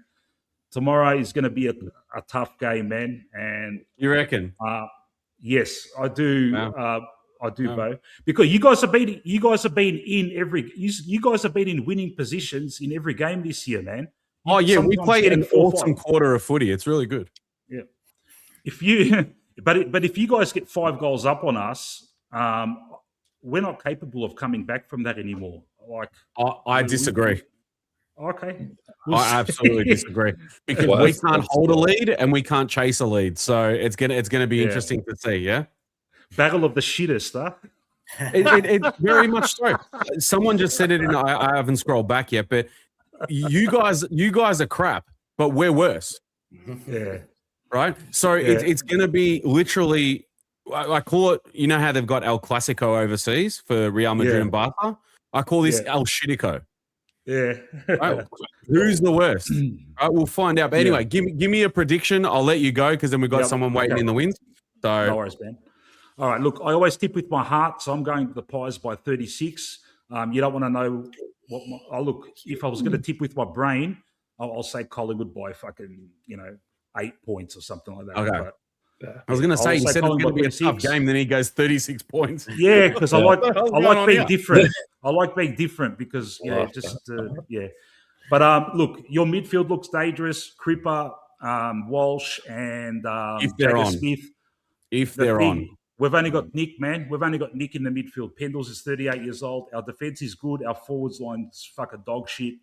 And that will make the game even. So let's have a good game. And, I've got my show starting. I advertised it for 9 o'clock. It's probably going to be a little bit after that. But that's all right, man. No problem. Sorry there. No worry. It doesn't get cooking until a few minutes. No. If anyone wants to hear some more Collingwood chat or whatever, see what they think of tomorrow and whatever, do head over to Magpie Army Chronicles with Saka and go and give him as much shit as possible about being a Collingwood supporter. But we love you. You're awesome. Thank you very much for coming on. We'll talk soon and hopefully a few people come over and have a chat with you. No worries. Thank you, both. Thanks, Mark. Thanks, Liam. Thanks, mate. Catch us later. Thanks, brother. All right. It's not just 3 of us, though. All right. I'm going to kind of hold off on my thoughts about the Carlton game. There is one more to come. So we're going to drag in someone else here. We call him the captain. Ooh. Mick Marcucci. What's happening? The captain. The captain in the house. How are you all?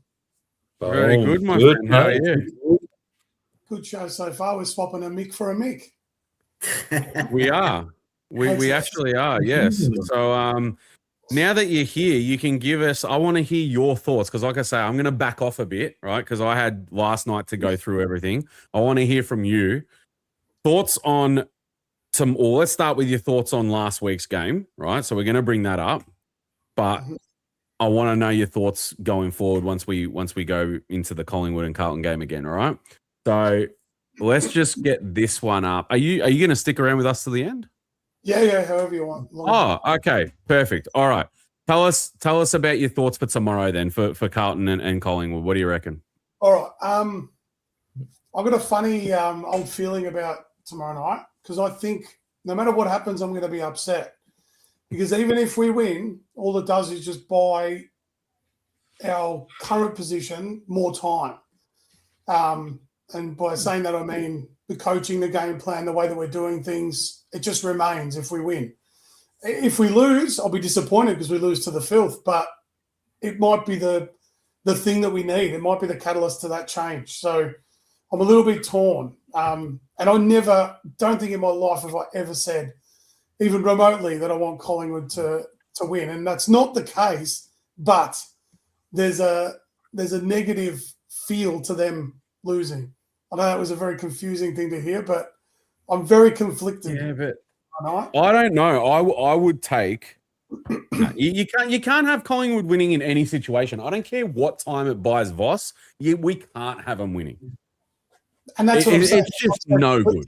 Because that devil on my shoulder goes, nah, never, absolutely not. And the other side goes, well, maybe. Yeah, hang on. We're going to do a bit of the shifty here. There we go. That's it. So Mick, just to be a bit more clear on it. So if Carlton continuously lose, it's a good thing because they're going to make some changes. Is that right? You know that it's ready. It's coming because that's what you want. You want changes. I want their team to lose, Mark. That's what I'm saying. It's a very conflicting feeling. But if they win, you feel that they'll continuously keep your coach and your players and so forth. Yeah, that's right. I'll be happy. In the short term, I'm happy. We beat Collingwood, I'll be jumping up and down. What if they continuously start winning? Is that what you know? Wouldn't you want that as more as a positive to say, well, we beat Collingwood? Absolutely, but there's no evidence of that right now. So you're right. That might be something I feel in the coming weeks. But as of right now, we've shown nothing for me to feel that way. Yeah, I'm with you. Very similar to Essendon. Very, very similar to Essendon. All right, fair enough. So, Mick, prediction, what do you reckon? I do think we're going to win, and I think it'll be by a little margin, and I don't know why I feel that way because I think it will be a close game. I don't think it'll be a blowout. Similar to Mick, I want us, they want the if we're going to win, it might as well be a good one, 5-6 goal win, but the brain of me says it's going to be a close game. Yeah. All right. Like I said, I'm gonna hold back on this one. I wanted to get your thoughts on that mainly, and then we'll speak about the Adelaide and the Collingwood game. I'll definitely go into that. But no, that's good. We do have some other games though, so let's get onto this one here. What? People First Stadium, nice little lunchtime sort of thing at 1:15. That's on what, Saturday? 18th Saturday, yeah. Gold Coast versus Essendon. Mark, surely you're thinking a loss. Has to be. No, I'm never back against me Bombers, mate. Always, got to have that. Yeah, I've faith. noticed that. Regardless of who they're playing, where they're playing, but it's going to certainly. Well, it works for you this week. Well, it did. Yeah. And I think what's happened is that seeing half of the game against the Bulldogs after half time, but I could just see it, just a bit of strategy going. A little bit more commitment and more intense on the ball and controlling the game a little bit more. I did notice that against the Bulldogs, and we carried that towards the Melbourne game. And if we continuously do that next week, it's all about momentum. It's all about confidence, playing as a team. It's all the cliche things that we like to hear about. But it's going to be tough to beat Gold Coast up there. Don't get me wrong. Unless we get some torrentious rain, it becomes a bit of a scruffy game. They're quite quick Gold Coast up there, and they're well coached by Damien Harvick. But funny's a football. Footy's a funny game. Funny is a football game. It definitely is. Another one. Funny's a football game. Like who's the one that cracked the chickens and nail head hit the head on the nail. That's the one there. But we're gonna watch some funny tomorrow. It's gonna be mad. I'm moving away from the result these days. Truly, I'm moving away from the result. My theory now is I'm just going to pick three or four players, young players, and I'm going to pick 3 or 4 experienced players every week, and I'm just going to assess them and see how they perform and come up with the way they're playing. So this week's game, I'm going to seriously start looking at the 3 young players, which I am going to assess will be, my apologies, guys, Archie Roberts, Archer Day Weeks, and I'm going to give the young fellow in Keiko a go this week. And the experienced players, I'll be watching Mackay, Darcy Parish, and Sam Durham. So I've done that last week with 3 young players and 3 older players, and I can go through that once we go through the game. But that's what I'm going to be doing every week from now on. Not worrying about the result. I'm just going to pick 3 young players and 3 experienced players and start doing some under the research. microscope, you reckon? Correct, mate. Correct. And yeah, that's my fault. We probably should have gone through the results first, but hey, the boy over here is learning, all right? So it's fine. We'll get to it. As long as we talk about it, we'll talk about it. I don't care, right? So in saying that, Essendon win by 2 goals. 2 goals. Well, I mean, someone here, Enzo Valentino, seems to think you're going to, get up by a fair bit, Hey, were you surprised? You just missed out on the one. Enzo thing to say as well. It's bloody hell. I like you, Enzo. He's all right. Enzo. Oh, we're getting some other ones in here. We're getting Suns by 100 here. Lou Foligno reckons. But Lou Foligno also thought that we were going to win 16 games this season, so don't worry about it. We got my mate here, Mr. Rebs, Suns by 69. Gee, I wonder why. No, you were close. If he had said the other one, I don't say it, so I'm just definitely not doing it. There's potential for this to happen. Actually, I might actually get sacked before boss. Right? Not from Tuesdays, just from Wednesdays. Nah, this is cameo shit. I'm not coming back on here. I'm terrible at this. Very good, mate. But all right, Mick, what do you reckon with Essendon? They're going to get up? Yeah, no, I think Marco, you're probably in a bit of trouble with these guys, especially at home. I think the honeymoon feel they might have right now will be very quickly a reality check after Saturday. Yeah, I totally agree with you. I genuinely think, as much as it pains me to say, you actually played really well last week. That's your grand final, Mark. That is your grand final. It is done. You are still no good. Yeah, you played well. Don't get me wrong. I mean, you got a good win. They turned up, but that's it. That's enough. It wouldn't be enough this week if they replicated that performance. It wouldn't matter. The Suns were a different competitor to the team, at home especially. I just want to ask Mark, how important is it for your team to get that win? Because it's obviously been 300 something days since you last had one. What do you think that does for your team inside the 4 walls? How does that win help you guys out? Mate, just watching the boys singing that song loud and proud, it made me feel just like, where's it been? And, I was watching it with some family and friends and, I hadn't heard that song for nearly 12 months, mate. And, I wasn't, carrying on about it, but I just felt like, mate, I've just missed it. You know what I mean? It's a long time to go without.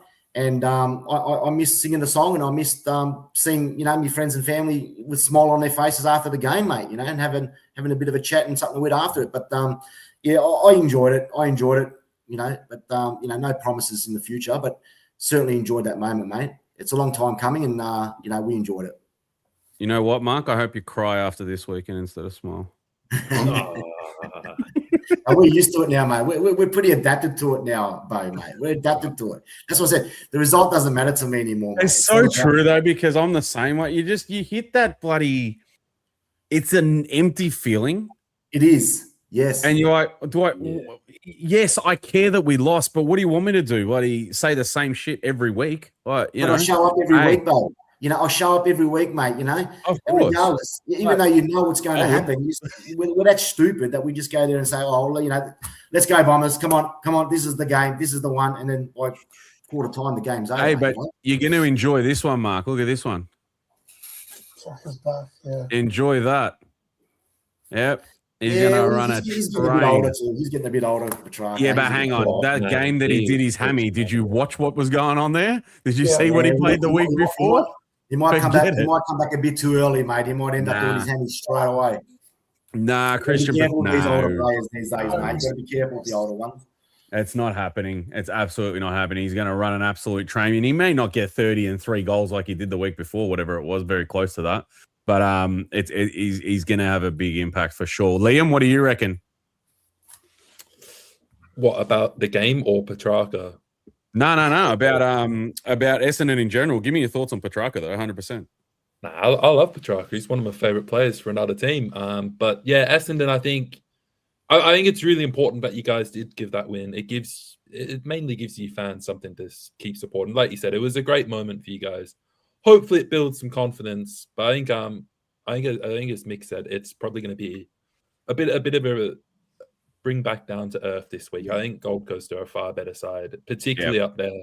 They've lost a couple in a row, so they're going to be coming out pretty hard. But look, I think the interesting thing will be what positives can you take from it. It looks like you kind of have more of a game plan sort of figured out the last week or two. Because like watching you guys I watched your round 1 game live, and I was like, what are they doing? I was like, they've got no idea what they're doing. Whereas at least now it looks like you've kind of got sort of a system worked around. You're happy to hold the ball, hold possession, chip it around, work it up that way. So I think, if you can keep persisting with your game plan and it's going to work for you, that's good. Realistically, teams like Gold Coast, I still don't think you're a chance in those games. And to be controlling the game, you need elite kickers. You know what I mean? And we found a couple. Obviously in Farrow, I think it's his 3rd game. This guy is so composed. I'm glad you mentioned him. Jordan really come back. Another elite kicker. So you get those players in the back line they're not panic. It makes a big difference. It's all about tempo these days. The way football is being played, control the tempo, have elite kickers, and make good decisions. And you'd be quite surprised how your team changes again. So it's we're getting some players back. We look great on paper, even though people say don't worry about what's on paper. But when you looked at it on paper for last week's game, I thought, fuck, there's some players coming back. And we just need some of these older, experienced players to start, leading from the front. And that would happen again on the weekend. So fantastic, boys. Fantastic. Hey, Mark, you want a customer? There you go. the big slob needs you, mate. He's done some damage. I think Manny needs him. I didn't sell any security doors to Manny, mate. It must have been the opposition. See, there you go. Hey, I'm going to throw a spanner in the works while we're here. We're going to talk about both of your games last week, right? Let's quickly just touch on this for me, Mark. I mean, pause. Let's go over here. We'll have a look at this one. 113 to 68. Just a quick overview. You covered a lot of it then anyway, but just to get it out the road, go for it.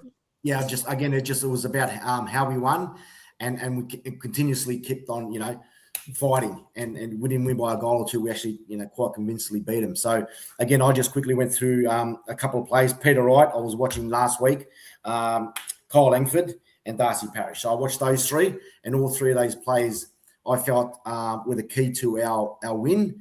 And I also watched the 3 young kids in Caddy, also Keiko and Farrow. So all of those 6 players contributed, and I was quite happy again just to continuously, have that momentum against the Bulldogs at halftime, and I could see it continue. So I was pretty pleased with the Bombers, mate.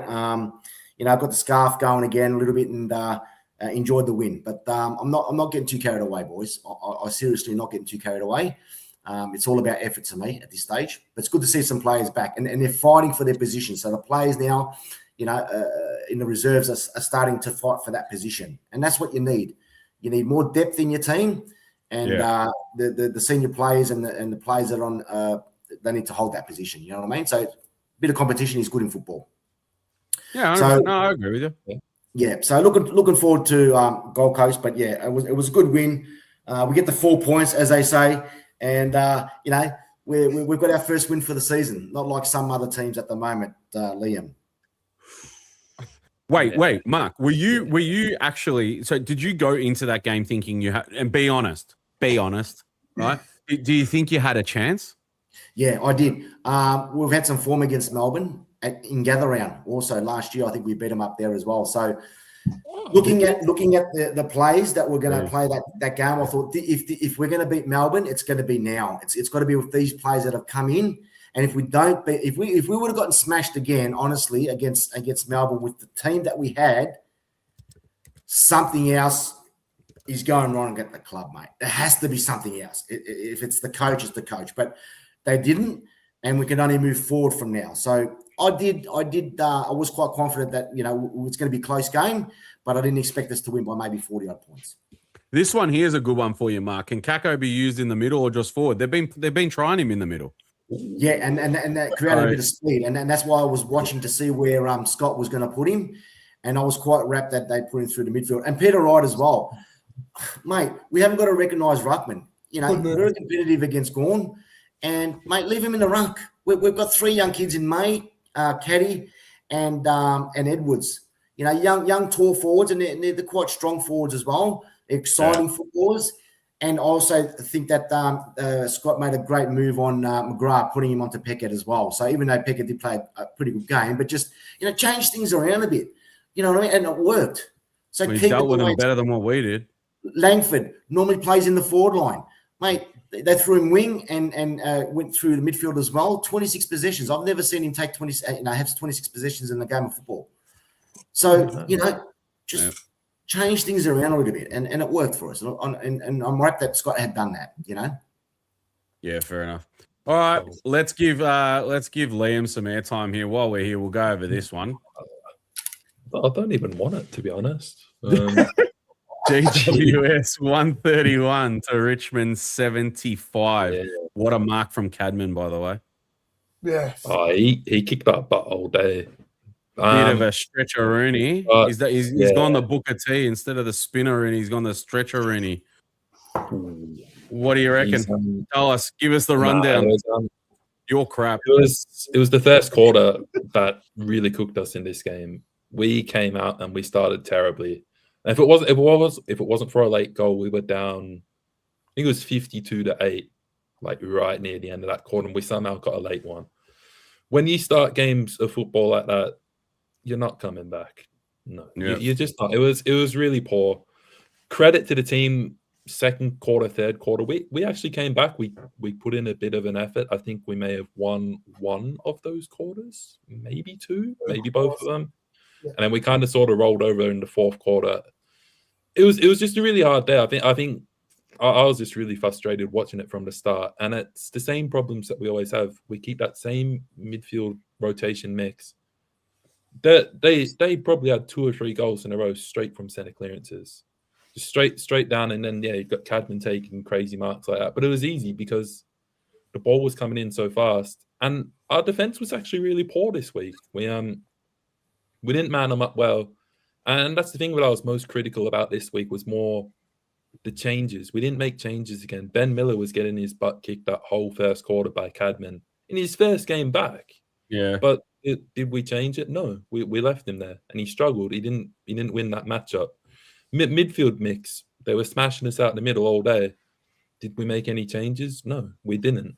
So, again, it's not the best. If there is a couple positives to take from it, it's probably our forward line. One thing we've had kind of similar to Collingwood is our trouble converting scores onto the board.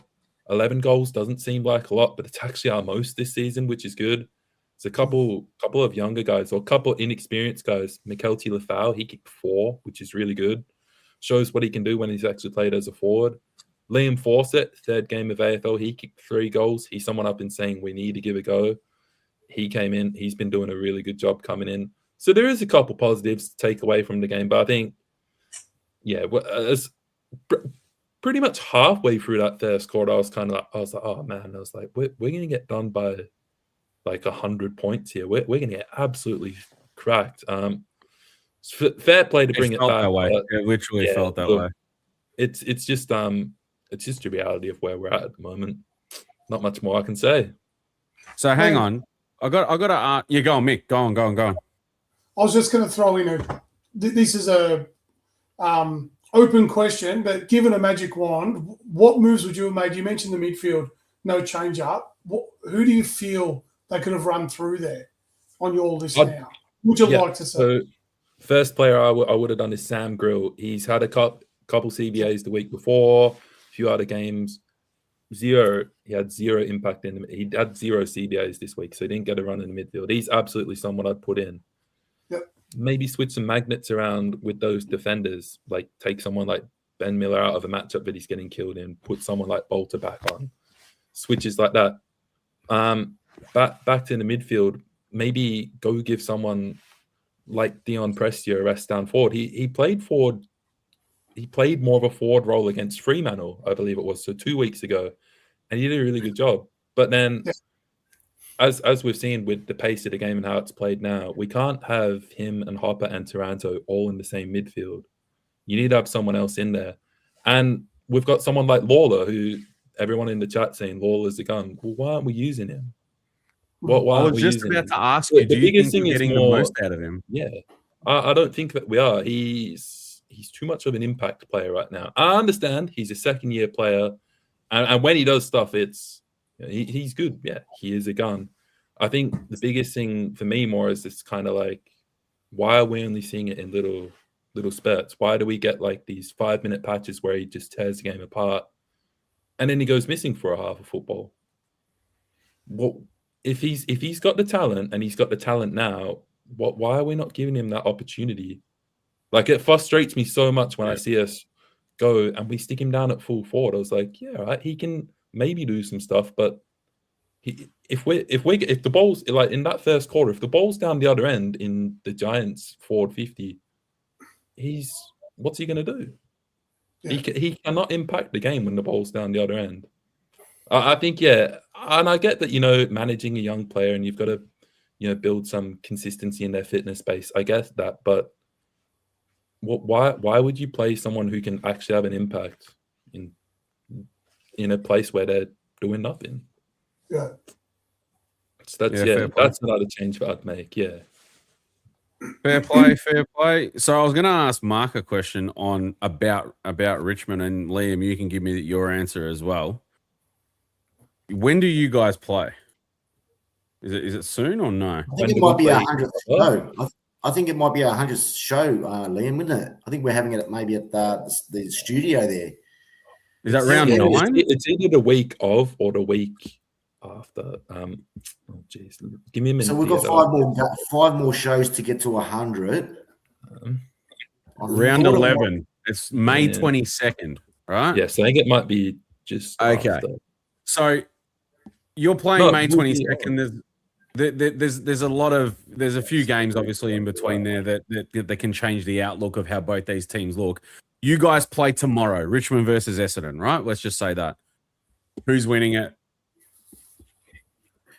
At this stage, Essendon will be winning it quite easily, I think. Easily? Ouch, that hurts. Yeah, I reckon 10 goals. At this stage, right now, tomorrow, next week, is that what you're saying, bro? Tomorrow. They play tomorrow. Right. No. They play tomorrow. What happens? Going on form, Essendon will win by 10 goals. 10? You're an absolute joke. Richmond, There's no way, Mark. Richmond are getting let off the hook too easy, mate. Everyone's continuously saying Richmond, they're rebuilding, mate. At the end of the day, mate, we're sick of that, Liam. I'm sick and tired of hearing that bullshit, to be quite honest. Richmond. No, you're not wrong. You're not wrong. They should be more competitive, mate. Even though they've got a young list, I get it, they're rebuilding, but I think they're using it too much as an excuse now, and people are not really kind of being too aggressive with Richmond. It's too easy now to just say, they're rebuilding. That's why they're on the bottom of the ladder. The way you guys are performing at the moment, I mean, it looks like you've been rebuilding for the next 5 fucking years. So I thought there would have been a little bit more, Tiger grunt in there every game, every week that they play. But I can't see it, mate. I really cannot see it. So at this stage, if we had to play Richmond tomorrow, that's it. The way you guys are playing and the way we're playing, I would say Essendon by 9 to 10 goals. Well, this is where I'm getting confused. Are you basing this off the one game that you've played? Yes, exactly right. No. Just going on. I think Mick said it before. Like, if Carlton go and win tomorrow, it's not going to change anything. So you're telling me after this one Essendon win that all of a sudden Essendon's fantastic. We're going to start beating teams. I didn't say that. Well, Richmond are not playing. So, mate, if you guys were a lot more competitive. Well, I'll talk about my own team, but you tell me about your team. You're telling me that this one win has just changed everything. That's it. You're going to be a really good team now. You're going to gloss over the fact that no, before we're going to be a really good team. At this stage, I think the way you guys are playing and the way we played. Yeah, well, in the last week, on my team, but all right, Mick, who would you go for, Mick? Richmond or Essendon? Look, I honestly, and this is no offense, Mark, but I think Richmond. If you ask me to pick both lists right now, I'd take Richmond losing or not. I think they've got a fair bit more upside at the moment. To me, if you base it on last week's performance only, then the Essendon would probably win. But you can't. You've got to base it on the season. And I don't think it would have been that bad, considering their list and their experience. The percentage is 55%. I think you've been a little too nice there. But Bo, what do you think, Bo? You're the one that asked the question. You know who I feel like? I feel like, you know, the Emperor, you know, the Gladiator film where the Emperor he's at the top and he just puts people in there to fight. That's what it feels like. Yeah. I reckon I just started this Gladiator fight right now. Yeah. Now I'm going to give my opinion. Yeah, exactly, Mick, like these ones, you know? I laugh. The only reason I laughed is because of how much you said you'd win by. I'd still pick you. I'd still say Essendon, but it'd be like no more than about 3 goals max. That's more where I'm thinking. I'm not sure if you remember. I'm thinking around that. We did 15 in the last game we played. You know? Yeah. Look, I think you raised a good point. It is hard, and I am getting a bit sick of the we're rebuilding, we need time. I was like, yeah, but I need to see something. Like what I said to you when I said about Essendon, I was like, it must feel good for you guys to get that win. Like, it's important. Yeah. But same thing, if we go out on the weekend and beat North Melbourne, I'm not going to come back and be like, that's it. We're on, this is it, season's on, no more losing from here. Because it's not realistic. It'll be really great, and it'll definitely help us out and build some culture, build some spirit back in the young guys. But reality, I'm going to be like, we've not been good. Like, we won a game, but I think, you're looking at it too much like that. Like I said, we did beat you last year. Really, obviously looking at the ladder, looking at the recent result, okay, you can say that you're maybe in a better position. But I really think if we played tomorrow, it'd be a little bit closer than 10 goals. Okay. And obviously being a little biased, I'm going to back my own team, but yeah. All right. Like I said, I just wanted to play Emperor there. You know what I mean? So, all right. Let's quickly touch on that. I'm not going to say anything on this one. I want Mick to give me I want you to give me all your thoughts on this. Yeah. Adelaide 114 to Carlton 86. Once again, scrappy game. All right, for the most part because of the weather. Other than the first 2 quarters, we'll say it was pretty scrappy after that. Locked and loaded. Let's go, Mick. Rehashing this one hurts because I did go back and punish myself afterwards and rewatch it. So I watched this at the Sporting Globe with the other TJP peoples, and it was a tough watch, first and foremost. But on the rewatch, I did see some things that I liked, and mind you, there was still a lot that I didn't. Parking the elephant in the room and discussing umpires, I don't like to do. I think there were decisions both ways that were ordinary, though it was there were far too many free kicks. There was way too much involved for the umpires overall for that game. So in that, but it sucked watching that. It took it out of the foot. It was already a difficult game in that the weather was ordinary. You could barely see it on TV at some points because the rain was that heavy. Yep. I mean, beside all those 2 points, once again, Carlton played one decent quarter of football, albeit that we started better, I suppose, and then came back a little bit towards the end. So the way that we've been playing games this year was completely different to that, the actual momentum of the games. Positive. I don't know whether that's a positive or a negative, but I think my biggest issue, and this is probably the negative for me, is that even with the change up, dropping the George Hewitt, moving some magnets around, we're still playing players, in my opinion, out of position. And I mean, I've harped on about this all the time, but in order for anyone to get good at anything, you need to practice something over and over and over. And the more shifting and changing and using players, trying to train players in a different skill set to what they're naturally capable of, I think is half the reason why we struggle that bad. You can see in players like Ollie Hollands, the confusion across their face. Chero is a perfect example. The last 2 weeks, he's just come back. He doesn't know whether he's Arthur or Martha in a clearance. His head looks like it's on a swivel. It's bouncing around everywhere. He's indecisive. Ollie Hollands is the same. Jordan Boyd, I think, is the most unfortunate drop for this week. His footy brain is good. He knows his intent is right. The problem is who he's kicking to and who he's getting the ball to.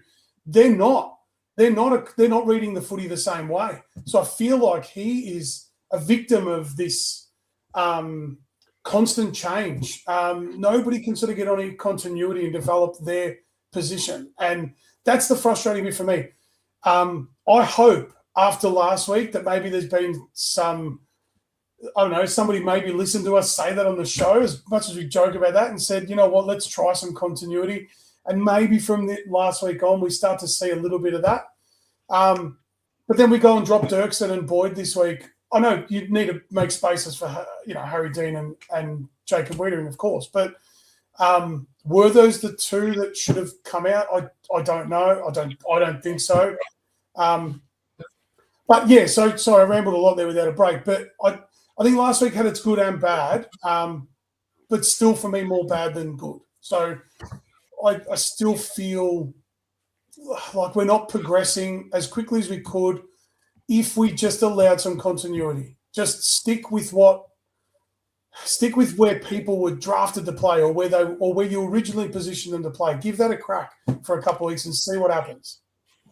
Yeah, I agree with you. The instruction is not there. I mean, like I say, this isn't for me at the moment. I'm going to end up repeating myself, everything I said last night for 2 hours that we spoke about it. So I'm not going to go into it too much. But for me, if it was drier in that third quarter, because the third quarter was, much of a muchness really. Both teams. I said it last night. I said all it took was the players with the proper skill and flair to get through those weather conditions, and they were going to be the ones that shine and come through and win them the game essentially in the end, So they were able to master the weather, and we weren't. We just kind of hung in there, and I think the weather kept us in there.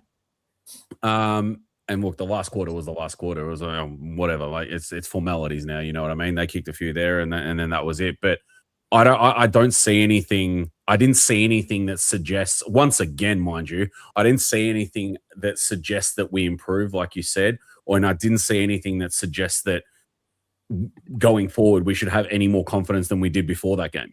Yeah. Right. So unfortunately, again, like I'll give a tip on the Carlton versus Collingwood game, because we already kind of covered it before with Saka, but I said Pies by 17. Yeah. So what did you give a tip already or no? I did. I said it'd be a close Carlton win, but close margin. So under a goal. Under a goal. Okay. Yeah, that's right. Yep. Yes. Well, we'll see how we go. At the end of the day, massive game. If they cannot show up, at least if you're going to show up for 4 quarters out of the rest of the games that we're going to play this season, don't show up for those. Whatever. I couldn't give a shit. Right? We know the season's buggered already. If you're going to show up for 4 quarters, go ahead and do it tomorrow. And what shits me the most is it's everything around the game. Yeah? I know what you're going to say. Yeah. You know where I'm going, right? You know where I'm going. And I think I'm warranted to say it based on what happened last year, right? When Richmond play a rivalry game, or when Essendon play a rivalry game, whatever it's going to be, they G their fans up, whether it's a cool graphic, whether it's something online like a video, or they get a former player to do a promotional video. It G's the fans up.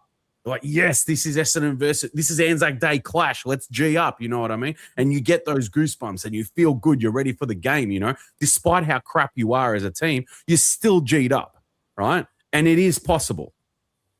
but our club last year put out a what was it, AFLW post about playing at Icon Park on the Friday, whatever it was, about for Carlton Collingwood. Yeah. And we had not one post about the Carlton Collingwood rivalry or a G up post or fire up or a fans, kind of what do they call it? Like call to armor? No? Call to something? Yeah. Call to arms, right? There you go. Yeah, I was there. There was nothing like that. And this is supposed to be one of those war zone games. We're going to war with Collingwood. We should be putting out something to the fans to G them up. And all they did last year was put a freaking graphic game day. No, but didn't you see what they did today? They did something to the fans. They gave everyone a cheeseburger at training. Mate, screw your cheeseburgers, screw your ham-pole, right? Today we got a McDonald's post. We got a post about winning something to do with going to the Gabba yesterday, right? Yeah. We had another thing talking about Coachella and Justin Bieber. Why are you not getting your media team to put some stuff out about Carlton Collingwood? It's Wednesday fucking night. We're playing tomorrow. And you know what? It's going to happen again. We're going to get a freaking graphic tomorrow that says, game day, fire up, Blues. What is that? It's like they don't care. How do you go sponsor the shit out of your post for a whole day when we're playing Collingwood tomorrow? When they get 70,000 or less there tomorrow night, they'll know why. Yeah, that's what I was just going to mention. Is it a sellout? Is it a sellout tomorrow night? No, it won't be. It won't be. Thursday it wasn't night, last year. I reckon, 70K is about right. Yeah. It's not good. And I don't think and look, in the grand scheme of things, it's not like people are not going to go because they didn't post something on social media, right? We're all still going to go. We're all still going to support. I'm just saying, show some sort of care about how big this is. If our season is going as bad as it is, this is your time to try and win potentially some of the fans over and show that you give a shit. Yeah. And I don't think it's too much to ask to just show a little bit. Get Cripps to do a video or do something at training that or put out a montage or something that G's us up. Like, I don't know. It doesn't make any sense to me. It's like they don't give a shit. So anyway, that's how I see it. I don't think it's going to be a blowout. We've heard 30 plus points, 40 plus points. We've had Carlton by 8, Carlton by a point. I don't know what the chat thinks. We get your predictions in for this game as well. But for me, I don't know. It feels for all the wrestling fans in the chat, right? It feels like this WrestleMania lead up. It's been so bad, right? That there's just no vibe around WrestleMania right now. This is the same shit for Collingwood. Do something, damn it, as a club. Go and speak to your fans. Speak to your fans. Get them fired up for this shit because, if we end up losing, it's just going to look even worse. It's going to be, why do they care? They'll chuck out a promo post the next day to win a Hyundai. It's no good. But anyway, I'm going to end up going on about that for too long. So I want to go into one more game. I know, like I say, this was a little bit all over the place because I didn't get the order right, but it is what it is. I want to speak to Liam about next week, right? Or sorry, next week, next game. Yeah. Next game. Obviously. Right, sorry, I shouldn't have said week. Right. April 19, Sunday afternoon game at Marvel. Roof open or roof closed? I have no idea. North Melbourne versus Richmond. Doesn't matter. I won't be there, which is a shame. Doesn't matter. Yeah. Go on. Unleash. What do you reckon? Weird, yeah. I'll be at the Melbourne Brisbane game, which is kind of weird. But anyway, the hard thing again is, should we be competing with a team like North Melbourne? Yes, absolutely. Reality is, I think it's going to be pretty tough. North are actually looking better this year. They've played 3 games at Marvel. They've won all 3 of their games. And to be honest, for however long it's been now, they've always had a really good record against us. Like the last 10 years, even when we were winning premierships, they'd always beat us. And I think last year we got close to them in the first time we played them. But then the second time in Tassie, they smashed us. I think that was the day she's led like 54 touches or something crazy. Yeah, look, again, like I said, there was actually some good signs, albeit the result probably didn't look great against the Giants, but there was some good signs in that game. I think if we can take the positives out of that, hopefully we can put up a competitive performance, and then it'll be more getting it consistent, like a Carlton.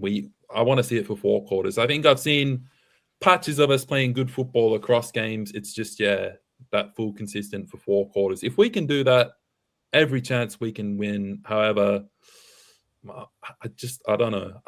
I can't back us with confidence this time. I just can't. Jeez. All right. That's all. What do you guys reckon? Do you reckon they've got a shot or not? No, not the way they're performing at the moment. Mark's like, nah. Not the way they're performing at the moment. North they actually play quite well at Marvel, so unless they, like you're saying, they've got to play consistently for 4 quarters, and even then, I can't guarantee a win on that one. But the way they're playing at the moment, Richmond, it is an opportunity to obviously get back into some form, but this is an opportunity now for Richmond to get that form going against North.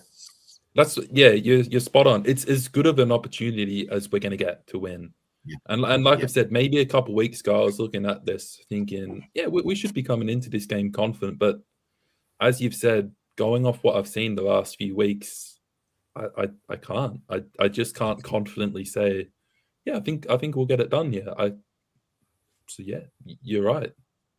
Are you still missing some players there, Liam? Is there a few players that are due to come back, or that you feel might make a bit of a difference? No one's really coming back. Unless we give the young guy, Sam Cumming, if we give him a bit of a go. But apart from that, no one else is really coming in. Same injury list as before. Yeah. Nick, what do you reckon? Injuries, but that's good. I think you match up decently against North. I'm not too optimistic for you to win, but I think it'll be a half decent game. Actually, one of the ones I'm looking forward to watching. I don't think it'll be a whitewash. I'm the same. Yeah. I'm exactly the same. I reckon it's going to be a good game. Yeah, I think we can absolutely make it competitive, but I just don't know if I can say that we can win. Like I feel like we'll go down by 2 or 3 goals. Yeah, that's my gut feel. That's not really all that bad, to be honest. So, I think it's just more. It says where we're at. Like, really, I thought this season that we should be better than teams like North Melbourne, but now we're at the stage 4 days out, and I don't think that we are. Well, speaking of being better than some teams, let's go through this because right now you are better than nobody. So you put the ladder upside down like Rocco did. Yeah, well, he gave me the graphic. I didn't make this one, so it is what it is. But Mark, I think you're going to run us through this. Yeah, I'll quickly run through it, boys. Obviously, the Sydney Swans are still on top on percentage. Freo, Hawthorn, and the Western Bulldogs all with the same wins. Gold Coast and Brisbane Lions make up the top 6. North, really impressive. 7th sitting there. Geelong, a little bit disappointing. Melbourne, give and take. Port finish up the top 10. Then we've got the rest of the crew coming down towards Collingwood. I think they're starting to get the wobbles this time of the year quite early. And we've got the basic Carlton, Essendon, and Richmond there sitting down towards the bottom. But unless the Bombers got the first win, and Richmond are still struggling to get their first. But looks pretty shitty at this stage, guys. Percentage, oh my gosh. 56.4. That's ridiculous. That is wild. But right now, I think for sure.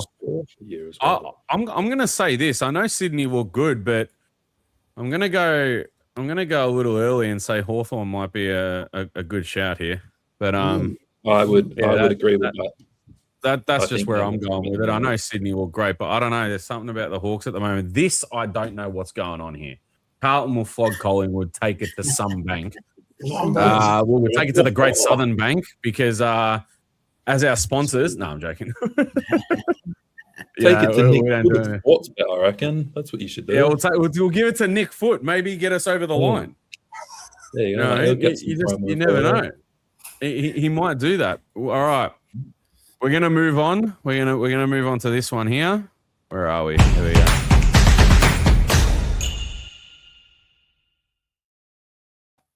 I'm getting pro at this now. See, I'm getting the hang of it now. I'd never used this before, so Rocco had to give me a quick crash course because I use something else for game day.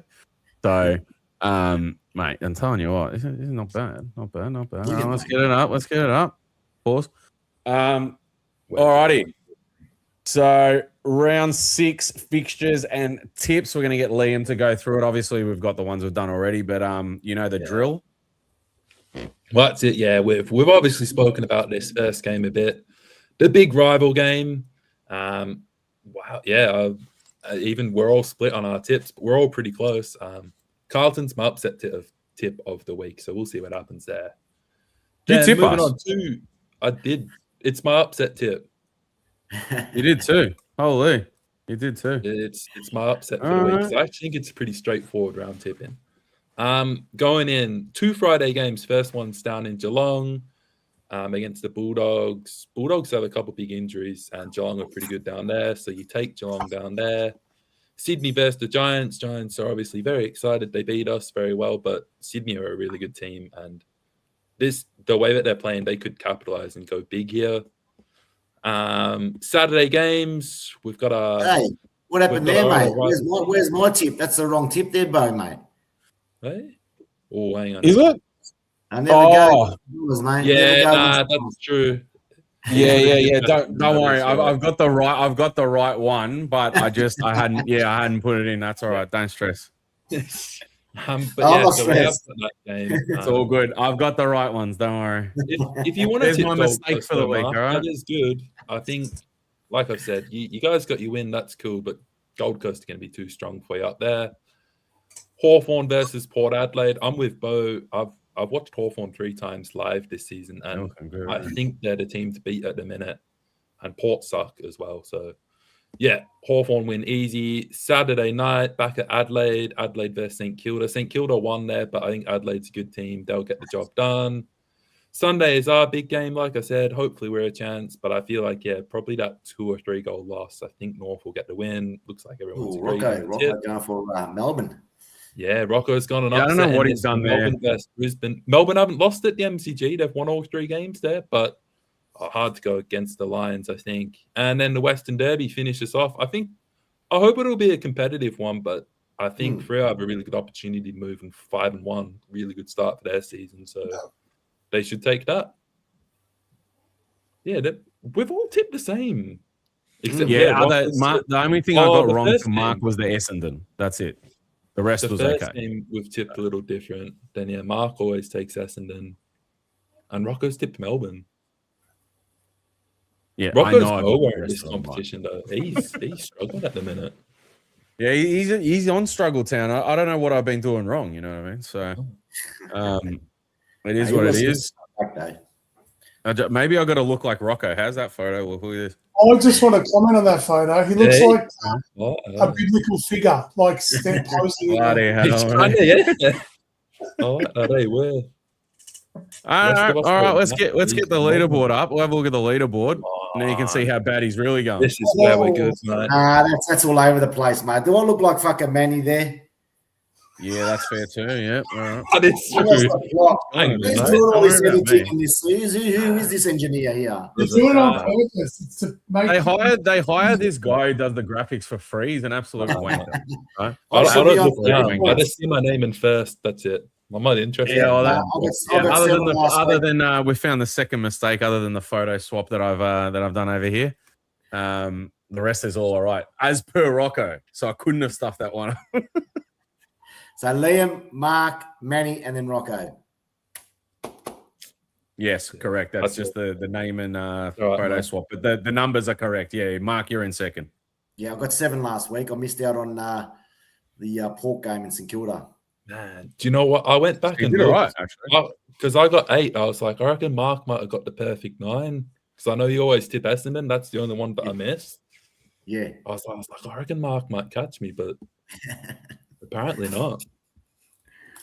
Yeah. I'm catching you, mate. I'm catching you, buddy. Don't worry, mate. I'm catching you. I know. I'm getting carried away. Alrighty. It's weird. we're gonna move it on. We're gonna have a bit of fun now. You reckon? What do we reckon? Well, let's have a bit of fun, boys. Bit of fun. And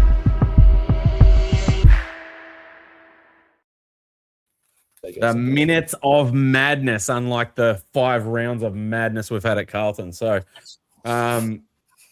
this week, let's have a geeze. I think we've got. I'm asking Liam some questions. Right, it's the first time I've done this, so I've tried to mix it up a bit. And then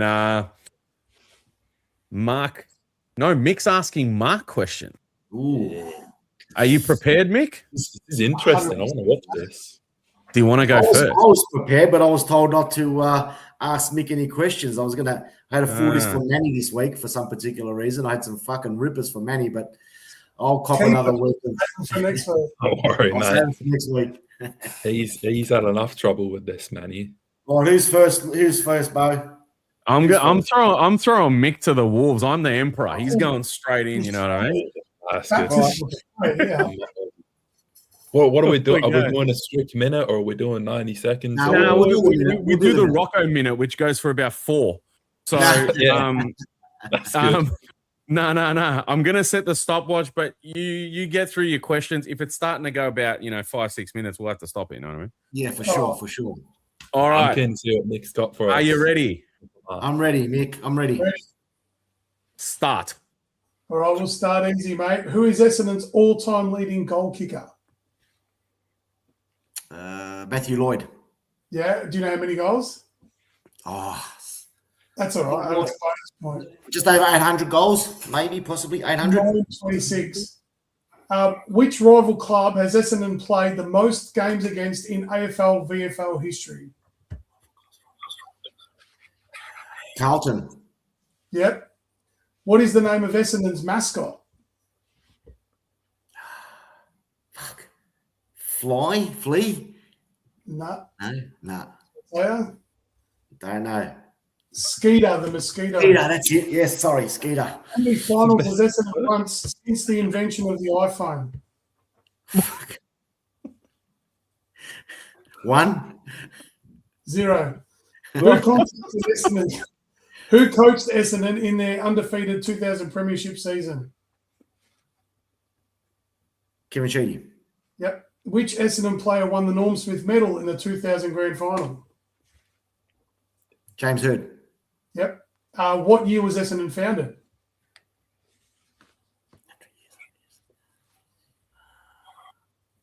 $1901. 1872. Fuck, jeez. Which Essendon player was known as the Flying Doormat? Sorry? Which Essendon player was known as the Flying Doormat? No Flying Doormat. Flying Dutchman, maybe. No. Flying Doormat. Oh. Right. Flying Doormat. I thought that was Bruce Door, wasn't it? No, that's ours. You had a doormat. Oh, did we? The Flying Doormat. Come Do not know. on. I know the Flying Dutchman. Mark Harvey. Oh, there you go. I'm going to skip a few because I think we're going to run out of time. So I'm giving you 30 seconds more. Keep going, mate. Keep going. who was Essendon's senior coach before Brad Scott? Brett Ratton. Yep. Oh, Who John Oswald. Well, yeah. was one of the most best and fairest at Essendon in history? James Hird. No. Oh, Zach Merritt. Zach Merritt, how many times? 9 times. 6. Jesus, 9. Which Essendon player kicked a famous goal after signing against North Melbourne in 2001? Oh, this is iconic. Paul Salmon. Nah. Paul Salmon. No. Wasn't a very known goal kicker. He wasn't. Nah. 2001. Jason Johnson. Nah. To tell you? Yeah. Dustin Fletcher. Damn, motherfucker. All right, and a quick who am I? I play in defence. I'm known for toughness and a bit of a mongrel. I've got very recognisable Ranger hair. Who am I? Ranger hair. Defender, usual, Ranger hair. Current player. Current player. Oh, fuck. There's Far a out. change one at the moment. Is a current player. He plays in the defence. Ranger. Come on. What's that? Games this year. Fuck. You got me on that one. The name's in the hair. Redmond. Yep, bingo. That's Oh, it. yeah. That's Very it. good. And that was your 3 minutes Actually, 50 yeah, of Yeah, madness. you did well, Mark. You did Thanks, well. mate.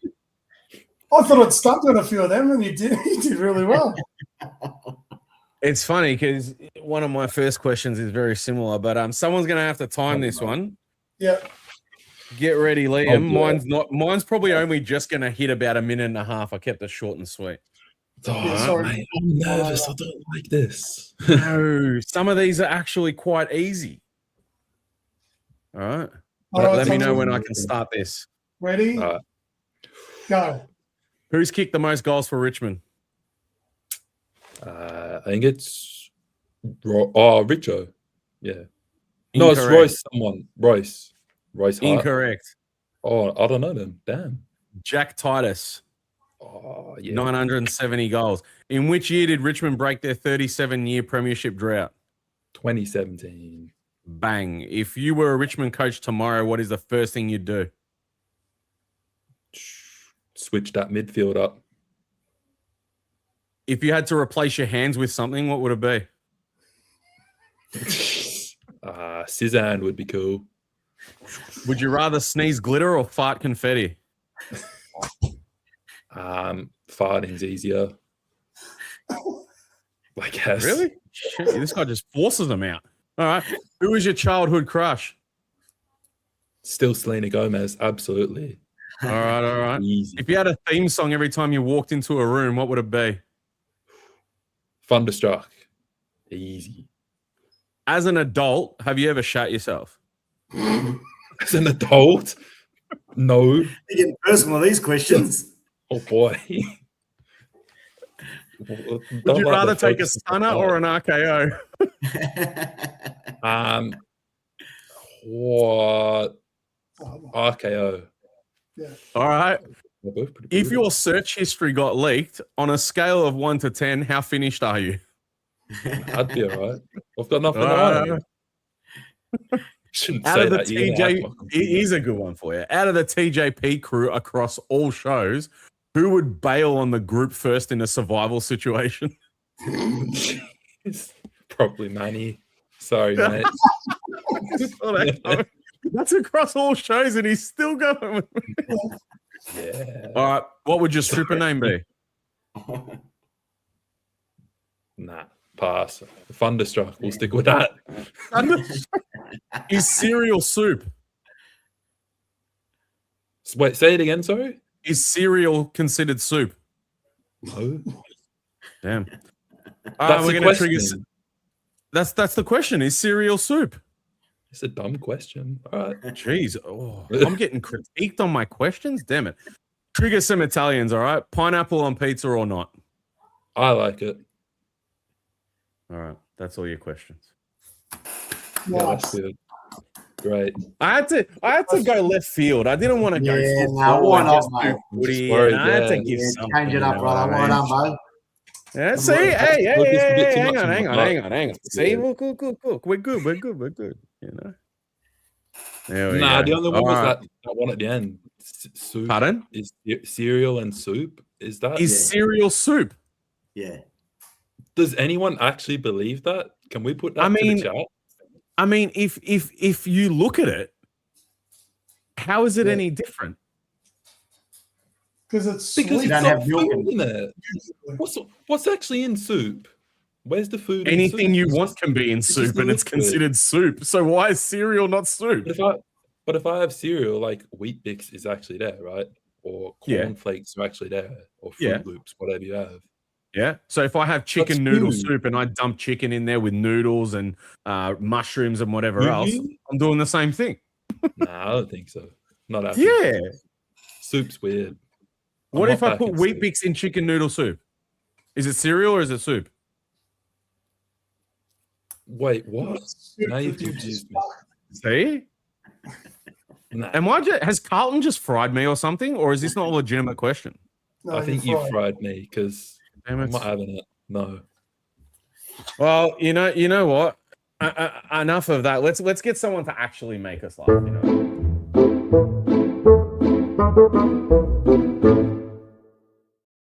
But not Manny.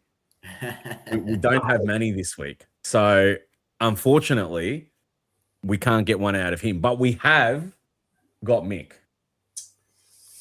Yeah, who I think has come prepared. So Mick, make us laugh, make the chat laugh. When you say prepared, I've had to keep it at the level that Manny normally would, so not too. All right, so there's two Collingwood supporters. They go to the market and they buy two Collingwood supporters buy a pig each. Anyway, they go home and they're looking at these two pigs and they look at each other and say, how are we going to know which one's mine and which one's yours? So one of them says, well, I'll cut the tail off my pig. So he grabs a knife and he cuts the tail of his pig. And then the other pig runs over and bites the tail off. Sorry, that pig runs over and bites the tail off the pig. Then they both got no tails. They went, shit. All right, well, I'll cut the ear off my pig. So he walks over, he cuts the ear off, and the pig turns around and bites the other pig's ear off. They both got one ear now. These guys are going, geez, this is ridiculous. Just take the other ear off. What do we got to lose? So he goes over, he cuts the other ear, and the pig again bites the other ear off. And one looks at the other one, and he goes, oh, you know what? Fuck it. I'll have the black one. You have the white one.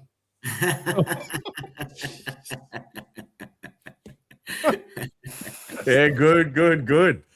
Very. I got to steal that one actually. I got the perfect place to tell that. That was brilliant. I like it. You got another one? Do you want to share another one? Oh, he's ready. If not, anyone can share one right now. I don't mind. All right. The same two Collingwood supporters. One of them's walking towards a river on his own. He looks across the river on the other side and he sees the other guy and he goes, hey, how do I get on the other side? And the guy on the other side looks around and goes, you are on the other side. All right. Fair. I liked your first one better. I told you that was the best one. That was the backup one, you know? Yeah, no, not even. I just popped up. Have you boys, Liam, Mark, have you guys got one or not? Nah, mate, nah. Not Jokes tonight. tonight. Forte, man. Nah. It's not your forte? Nope. No, so I told Rocco mine are not safe. It might get the channel brought down. So we left it in the trusty hands of the captain, you know? That's it.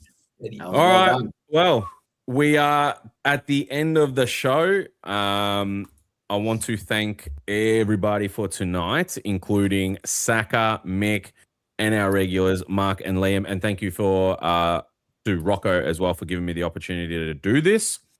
I kind of had to step in for him tonight, you know? So excellent. Everybody in chat really made it another good show. So sorry I didn't get all the comments up like Rocco usually does, but hey, you'd be surprised how much you got to do on the side while this is on, hey? So thanks, guys. I'll just put this up towards the end here. Let's have a geeze wherever I put it. Here we go. Right. Tomorrow we got, actually Mars's preview is already up. If you haven't had a look at it already, his preview is up. So go watch that. He's previewed the game. For tomorrow, we've got game day with myself. I'll be on about, let's say, 20 minutes before. And we've got emergency meeting after that. So if you guys want to jump in on that, please do grab the link from Mars or message the page and he'll send it off. But then we've got Blue Sunday coming up on the weekend as well. And then we're back to our regular proceedings on Tuesday and back with Rivals again on Wednesday. But if you also haven't watched Selection Blues, head over to them on the TJP channel. They did it tonight. It was Mars and Dylan because Zach's gone overseas. And lucky him, he's gone off to WrestleMania. So he's going to have an absolute ball over there. But go check out the Selection Blues show. It's been done really well. Dylan's been smashing it, and Mars on tonight. So thanks, guys, again. And we're gonna end it with that. What do you reckon? Oh, nah, good work tonight, though. Well done, mate. Thank you, guys. I appreciate it. It's all Mick as good. well coming on, and other Mick too. 100%. Thanks, Beautiful. boys. Tomorrow night, Carlton versus Collingwood. I'll see you guys tomorrow. Enjoy your footy over the weekend and go Blues. Go the Dons.